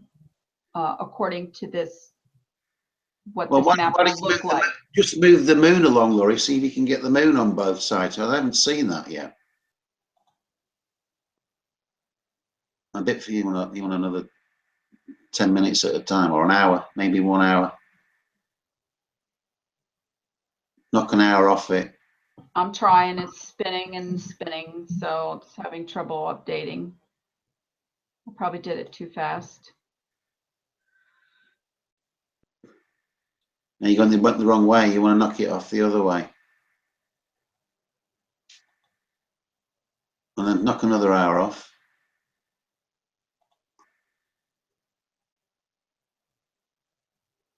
Okay, Hey, there, half the moon on one side and half on the other. Well, how's that possible? There's the moon. Yeah. And this will be it would be interesting to be in a boat right about here. Yeah. And see the moon straight overhead. And so on that, you could have somebody in Australia seeing the same moon as somebody in South America.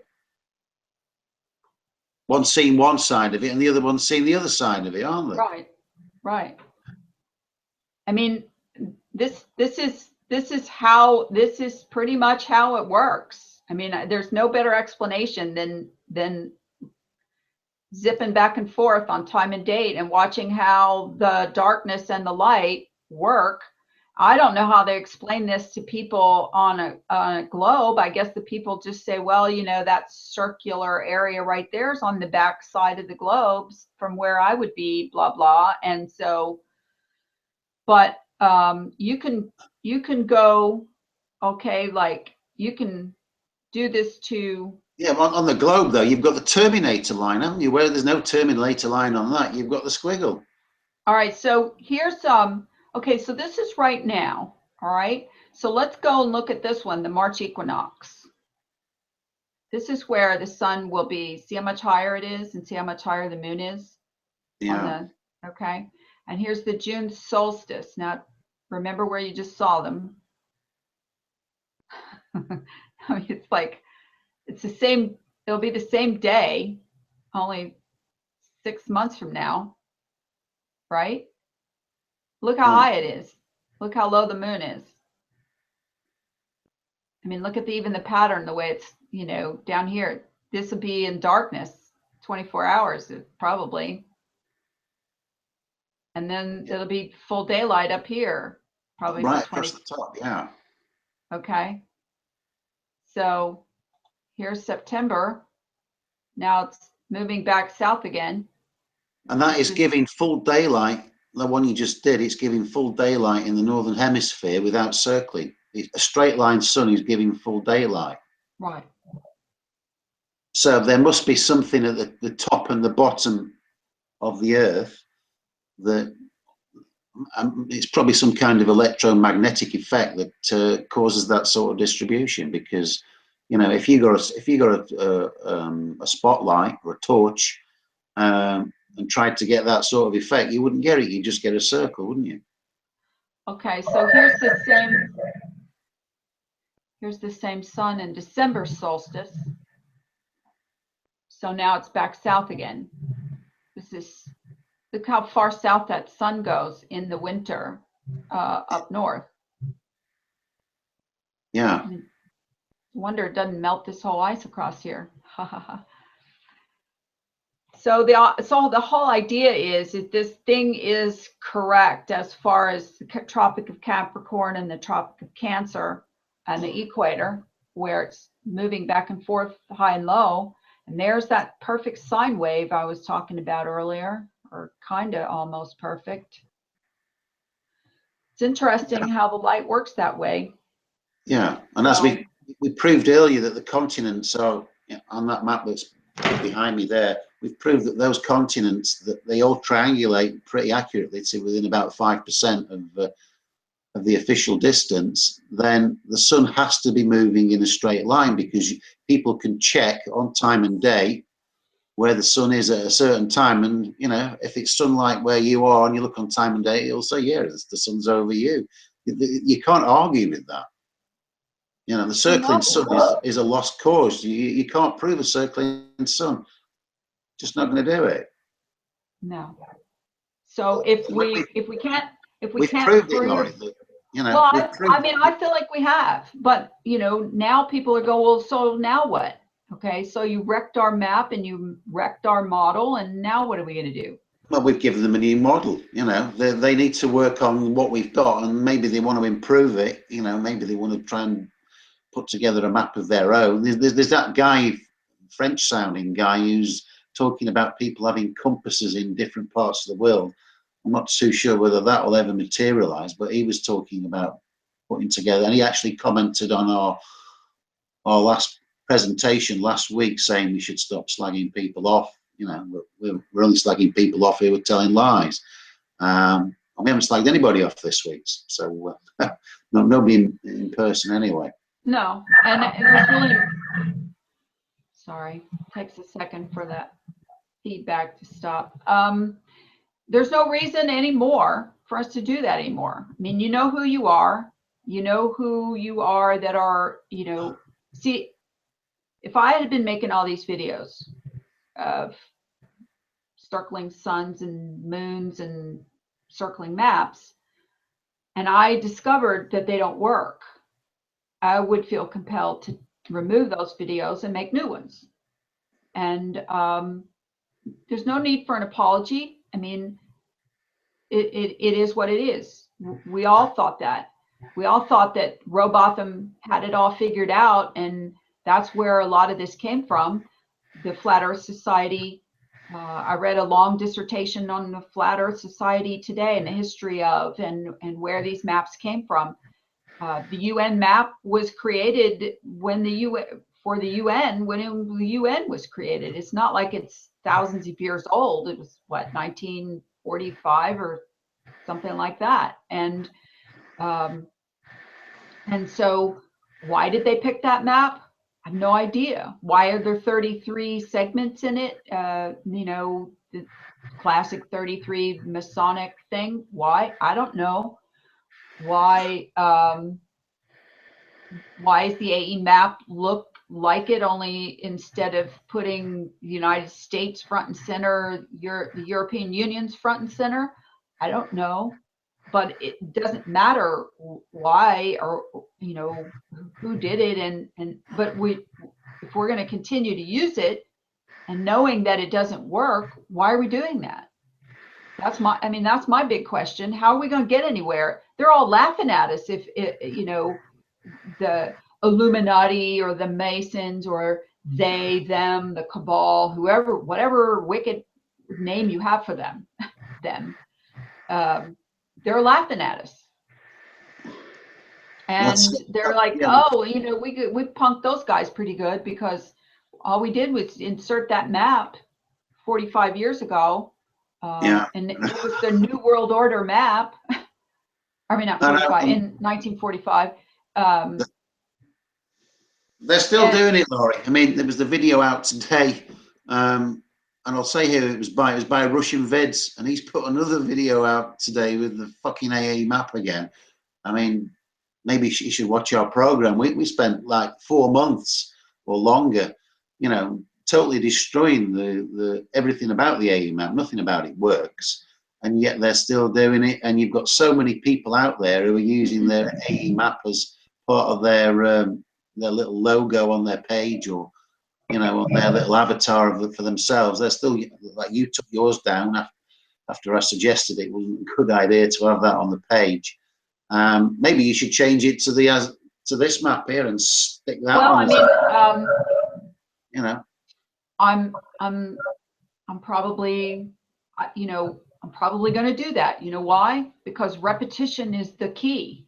Yeah. That's how they stuck this map in us, in our movement, and kept repeating and repeating, and it seems to have worked. Of course, on top of that circle nicely fit the dome, and so I'm not going to go there. I've been there enough times that everybody knows how I feel about the dome, and the limits that they've created with this dome, and that it's not based in anything real. There's no empirical evidence of it at all, not even sundogs and all that other stuff, and rainbows and everything else. I mean, all of that's been debunked, and people have stopped pretty much talking about that now. I know, in my opinion. Laurie, even when they're directly addressed with the question, I'm not even going to mention who his name was, but one of the most prominent flat earthers did a radio show, and the host asked him about the earth being square, and he just gave a blank look. He did not answer the question. They just don't go there. The guy was embarrassed, wasn't answered at all, Just so you know, but these questions. wait, that person that asked him that, and it's okay, because we can't stop saying the name Mark Sargent, because that's who you're talking about, right? That he was asked square. Paul Yeah. Sandu asked him. Yeah, that was it. Yeah. I've invited Paul to come on our show and see what he knows about the square flat Earth. Yeah. So he's on. There's a few people latching on sooner or later. And I'm trying to get Free Energy on here, but he's just not ready yet to make a presentation, and I'm not going to push him. I mean, I would like to pick his brain, and so would probably a lot of other people. But interestingly enough, I've had several people this week after last week's show send me messages. One was actually on the channel here, and said, I apologize. I was mad at you and Lawrence and thought you guys were crazy and wrong for going after the AE map and so on. And now I admit I was wrong, and I apologize. And no apologies are necessary. Absolutely not. But glad to know that we're getting through to a few people that, we're not pushing our model. This is not our model. Sorry, my foot's itching. I don't want these squirmy. It's not. I mean, the main point is to show that the model that's being presented by 95% of prominent flat earthers is an incorrect model, and if they ever get in front of primetime TV and present that to them, then if we can pull holes in it, then they'll find the faults with it as well, and there'll be a laughing stock. Yeah, they're gonna be in big trouble. So, it's not my responsibility. It's not your responsibility, but it is the responsibility of anybody who calls himself a truth seeker and a flat earth researcher to actually do the research and to actually, find the information. And if you find something didn't you believed before, now you don't, and it doesn't work out, then stop saying it. Maybe it'll just, go away into the, trash bin somewhere over time. But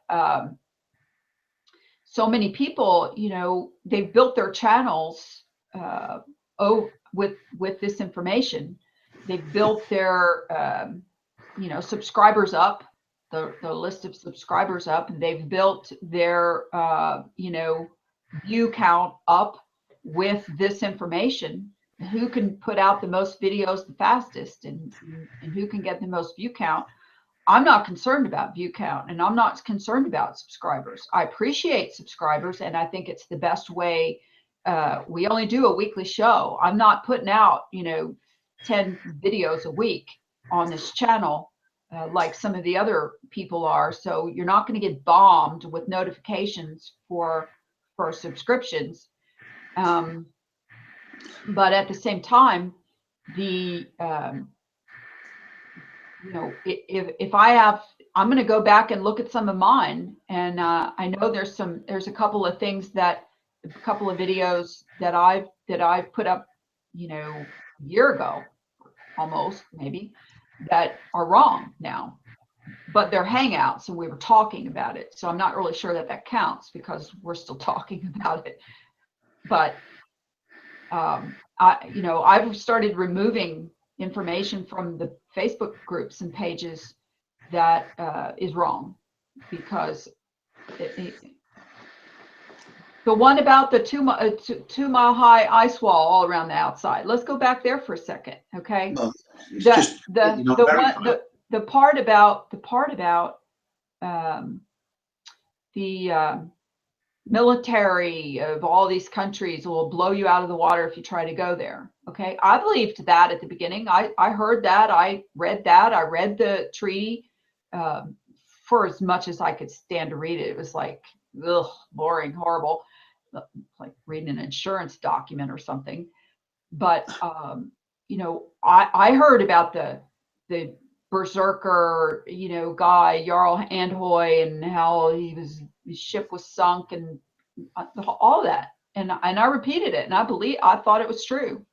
But now that I understand that this whole thing doesn't work with the 2 mile high ice wall right around the outside, and it's not needed under the concept that there is a free flow from east to west, like a Mobius strip, like a Klein bottle, like other some of the amazing fourth dimensional type stuff. I mean, it's amazing how people will push back against the concept of a portal, but yet they believe in black holes they've never seen before.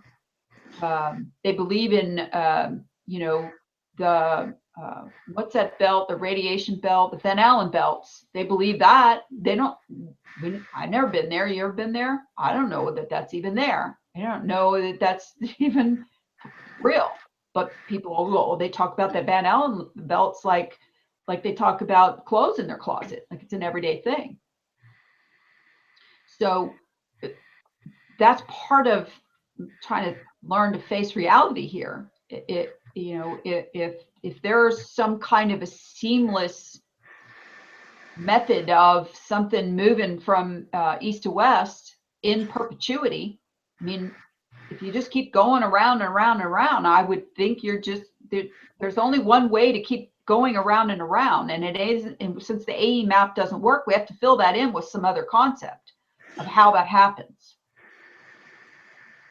How do you go from east to west seamlessly, unless there's either portals, gates, some dimension crossing that you don't see? I'm trying to keep my mind open as to how that can work. But I watched a video the other day that someone sent me about the Mobius strip, and I invite any of you to go on YouTube and look up videos about flat Earth, and use the term flat Earth and Mobius strip, and you'll find some of these videos that absolutely explain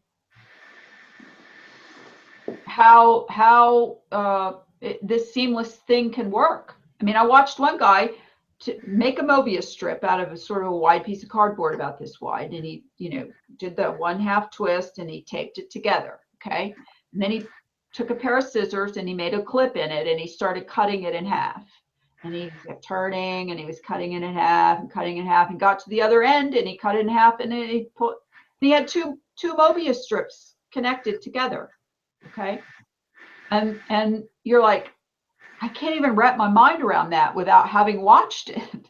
But now that I watched it, now I understand the concept, and that's something real and tangible and simple that we can all see. So if it can happen in that way, then why can't it happen on a bigger scale, a much bigger scale? I'm not closing my mind to that. And anybody who makes fun of portals and there's a bunch of jokers talking about Pac-Man, Pac-Man portals and so on and so forth. Well, I I don't know how it works, but I'm saying, and you're saying, we're saying that there is some phenomenon that goes with this mapping system. Yeah, because as soon as you've disproved the AE map, and I think we've done that fairly conclusively now on several fronts, and then when you look at flights, that fly from one side, to the extremities and re-emerge on the other, which they do on flight radar as well as time and day, they're just mirroring reality. So there are portals or Pac-Man gates, whatever you want to call them. These things are there. There is no other explanation for it. There's no other way, because there is no edge. There is no physical edge that stop. That there is no dome to stop things going. You just move and seamlessly move back to the other. And you could prove it if you went on a cruise. That would be the easy. If I had the money to do it, I'd go and book myself on a cruise. I'd have my maps, and I'd be up on the deck every couple of hours and taking some map readings and seeing which direction the ship's going. And then I would take my the map behind me with me, and I would take an AE map and prove that one wrong. And somebody somewhere will probably do that before too long. Because not everybody in flat Earth is impoverished, and some people have probably got a few bob and can afford to go and take one of these cruises. That's what I think somebody should do. That'd be very interesting. Well, it's the same thing. It's the same. But so even if they do, it's probably going to get ignored by those who get the biggest audiences. They'll probably just ignore it and try and come up with some other explanation for it other than the truth. That's how it is.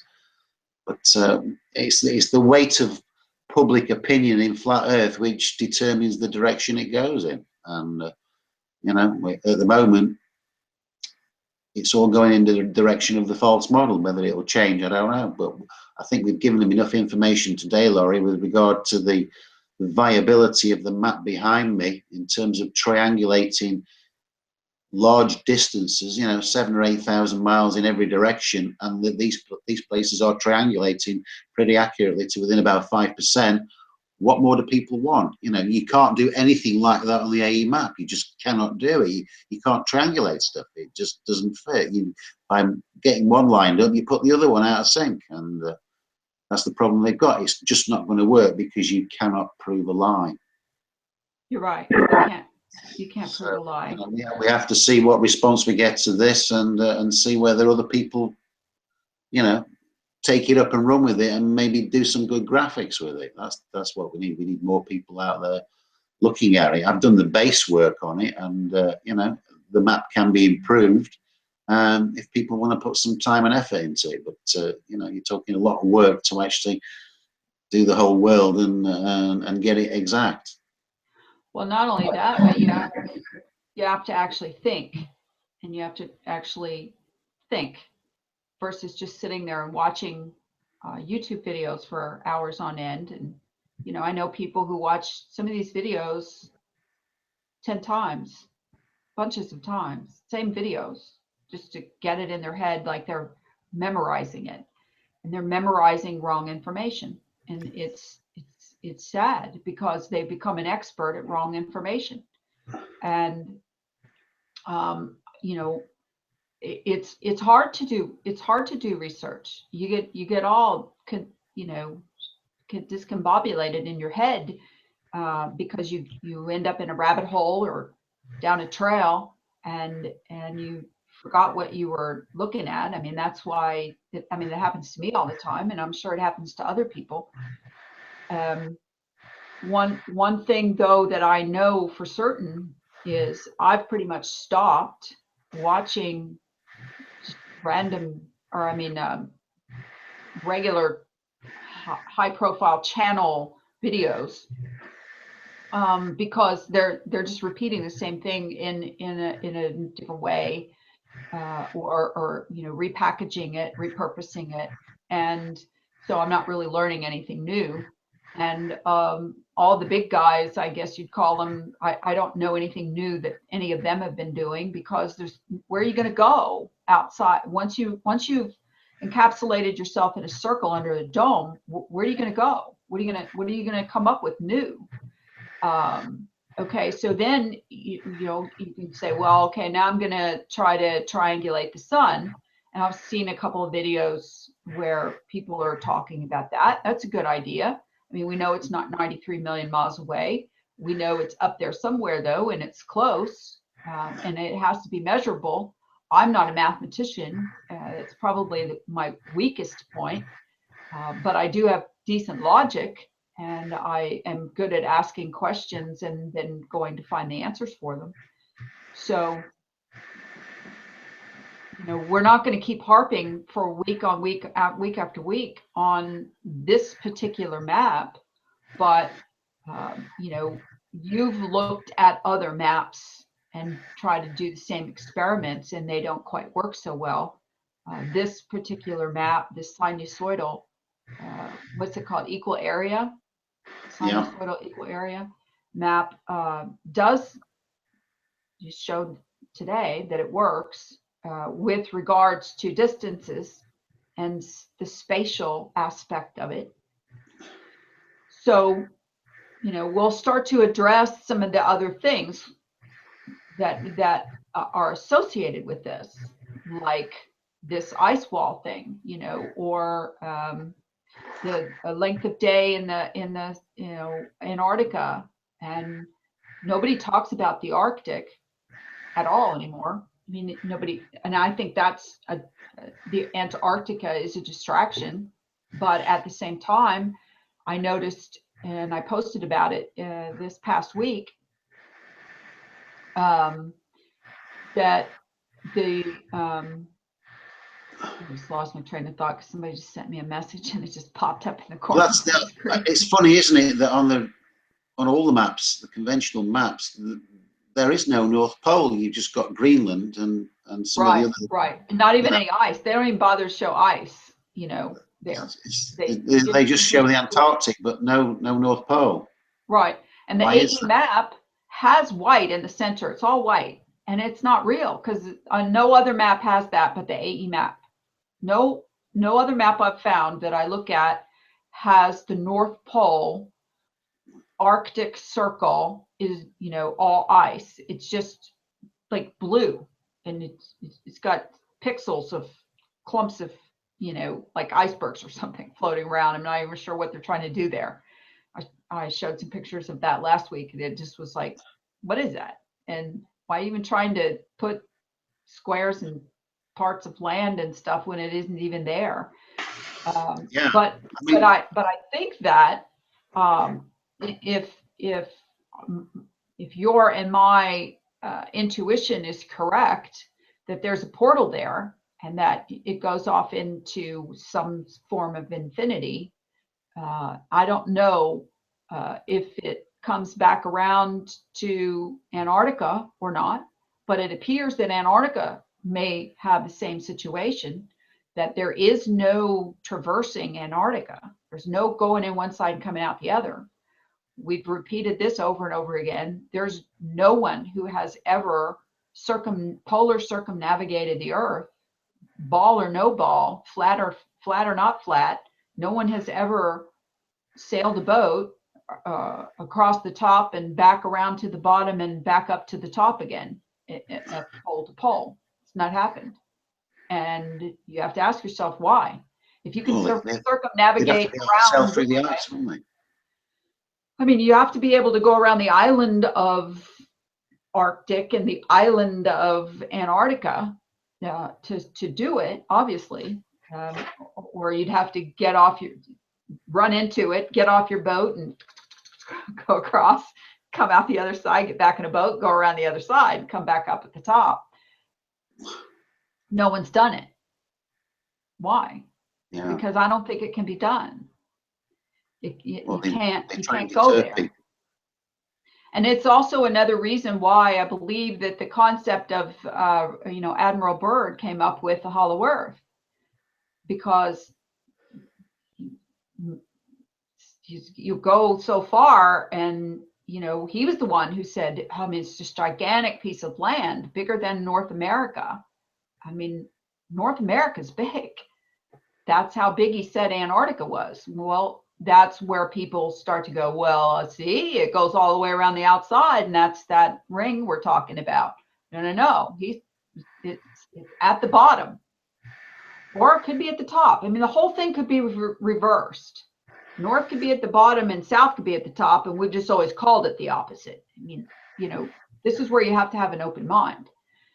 Before you knew the earth was flat, you always thought it was a ball. And when you first heard flat earth, you were like, nah, no way, it's crazy. Okay. The opposite, think through that. If you always were taught that the earth was flat and square, okay, let's say square or diamond shaped or pyramid shaped, two pyramids put together, one pyramid, I don't know, some other shape than a ball. And then someone tried to sell you that the earth is a spinning ball. Spinning or not, let's just say it's geocentric and it's, a stationary ball with the sun and moon going around spinning around the outside. You still would say, no way, I live in a ball and gravity, because, okay. So I don't understand why people have such a hard time wrapping their minds around some kind of phenomenon happening that allows for seamless travel, seamless movement from east to west. I think it's north to south as well, Laurie. I mean, because it's possible. If it goes to a point, I mean, if right at the top at 89.5, it's less than 50 miles across. And if you go a bit further, it gets to less than a mile across. If you go to 89.99, and these people are telling it as it is, then it's a diamond shape. And then obviously once you get so far, it will probably start coming out again, and you probably re-emerge on the other side. That's why they don't want you to go there, because if north leads to south in the same way that east leads to west, they can't get away with the north-south, but they can get away with the east-west because it's ocean, and that's what you would expect on a ball. But the North Pole and the South Pole are not joined together on the globe, are they? So that's probably why the poles are the no-go areas. Well, but it's also a possibility, feedback. It's also a possibility that those actually are portals that go someplace else, to another dimension, to another place, another timeline, another something. Maybe that's where the aliens / fallen angels / demons move back and forth in and out of, coming and going with their UFOs. That's one of the things that, another anomaly that you have to add in there is, what was the mad rush by the Nazis to go to Antarctica to set up a base down there? And, what was the big deal with the hurry up and let's make a treaty for Antarctica right after the war was over? Yeah, you have to keep adding in all of these other bits of information. Why did what's his name, the Jesuit priest Kirill, go to Antarctica to do some kind of church thing there right after? Then I read, started looking into that, like what was the big deal about going to Antarctica and all the news stories about it. And then, I started to combine that with the Ark of Gabriel story that we heard about last year, that, Ark of Gabriel was discovered and it was moved to Antarctica via some Russian ship. How do you know which ones it is, what parts of this information is correct or not, or whether it's, just some made up story or myth or godlike productions and some of their weirdness. But at the same time, you have to look at it and you have to keep asking yourself, why was there immediately a big focus on Antarctica when you got into the flat earth movement? Everybody started learning all about Antarctica when they got into the flat earth movement. But it was because the 2 mile high ice wall, they're going all the way around the outside, and that's what holds the oceans in, and yada, yada, yada. And so that's why the focus was. And the same thing with Map Powerland, we got to go and do an expedition and traverse Antarctica. And then everybody started talking about that. And then it started talking about more land and big focus on Antarctica, but nobody's talking about the Arctic. And, you know, there's military bases in the Arctic. There's no fly zones in the Arctic. There's, you know, there's no picture. You even go on Google Earth and you zoom out from the ball to where, you know, now you're looking at the ball and you can spin it around, you know, with your cursor and zoom in and out of places, but you cannot zoom in straight down and look at the North Pole, at where is the North Pole. And then you go and you read, well, all about declination, which is the point at which the North Pole is measurable from the difference between magnetic north and True north. geographical north. Right. They're different. There's declination of up to 1,000 miles, which I think you said earlier when you were doing some of that triangulation. You said that the top is 1,000 miles wide at that one mark. At, That's that declination right there. 85 degrees north. I mean, there is, I mean, people say, well, what else can I do to take flat earth further? Other than doing a cruise, there's a place called Svalbard. If you look on the map to the north of Norway, and that goes up to about 80 degrees, but there's tourism there. So there's TripAdvisor, so you could actually go and stay in a hotel there. So if you went up there in the summer, you could actually do some real research on the midnight sun, and plot the sun with your compass and prove one way or the other. You know, I'm sure it's going to prove that the sun is not circling. It will prove that there's 24 hours of daylight. But if you're watching this, go and book a trip to Svalbard, and you can actually go on TripAdvisor and look at hotels and places you can stay. It's very cold up there. But, I did that actually on something. They've got some pretty nice resorts there where you book these rooms that have like the whole ceiling is like a big skylight, and you lay in bed and watch the aurora borealis going on outside. Yeah. Thousands of people watching or will watch this. And if last week's Somebody go. Right, Yeah. You know, get booked on the last leg of the world cruise or the last portion of it.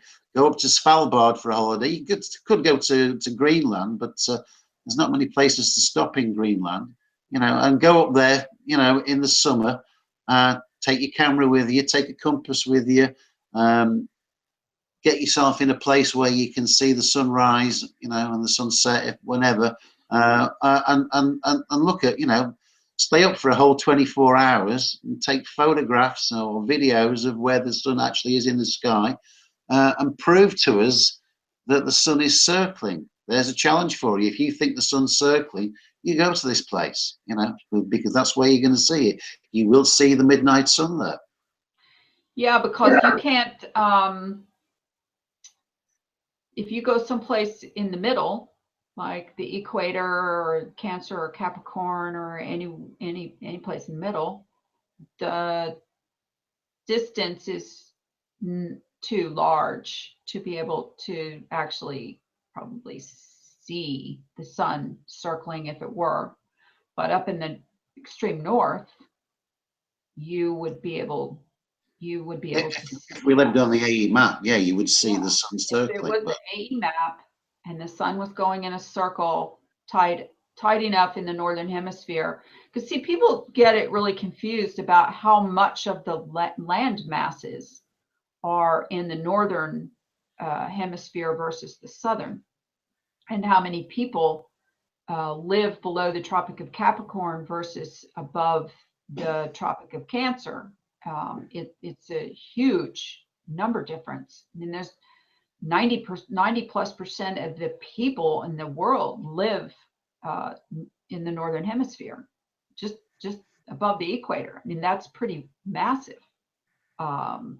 So most people don't even take the time to look anymore. You know, we don't, because we're so spoiled with Google Earth and Google Maps and everything else. We never look again at the geography of the world once we get out of school, unless we're involved in that kind of, you know, job or a hobby or something, but the average general person never goes back and looks at the geography. I mean, it was a little test for me when you were saying, go to here, go to there, Lori, when you were at the beginning. You know, I've tried to put the cursor on, well, where, oh, God, for a second, I'm like, where's Sydney? Okay, you have to go Sydney, Australia. Okay, now I got it. It's a process if you're not used to it. And I'm not. And I'm learning again that how important this stuff is, because this is where the details are. This is how we're going to learn and figure this stuff out, is based on geography, I think, and the sky. But it's those two things. I mean, if the earth is flat, it's only so big, right? So do we have anything else, or you about done to wrap it? Lawrence, are you sleeping? Uh-oh, he must have lost me, lost the sound. So so anyway, he'll be back for a second and we'll wrap this up, because we've already put out a whole bunch of information for people to be able to cipher through. And if I hope you remember to go watch the Bumblebees Can't Fly video. We also invite you to go and check out some of the square flat earth concepts on the channel Free Energy. It's FREEANERGY.com, or channel on YouTube, Free Energy with an A. And stop just regurgitating the same old information that you've learned and read and watched a bunch of times, because it's gotten stale.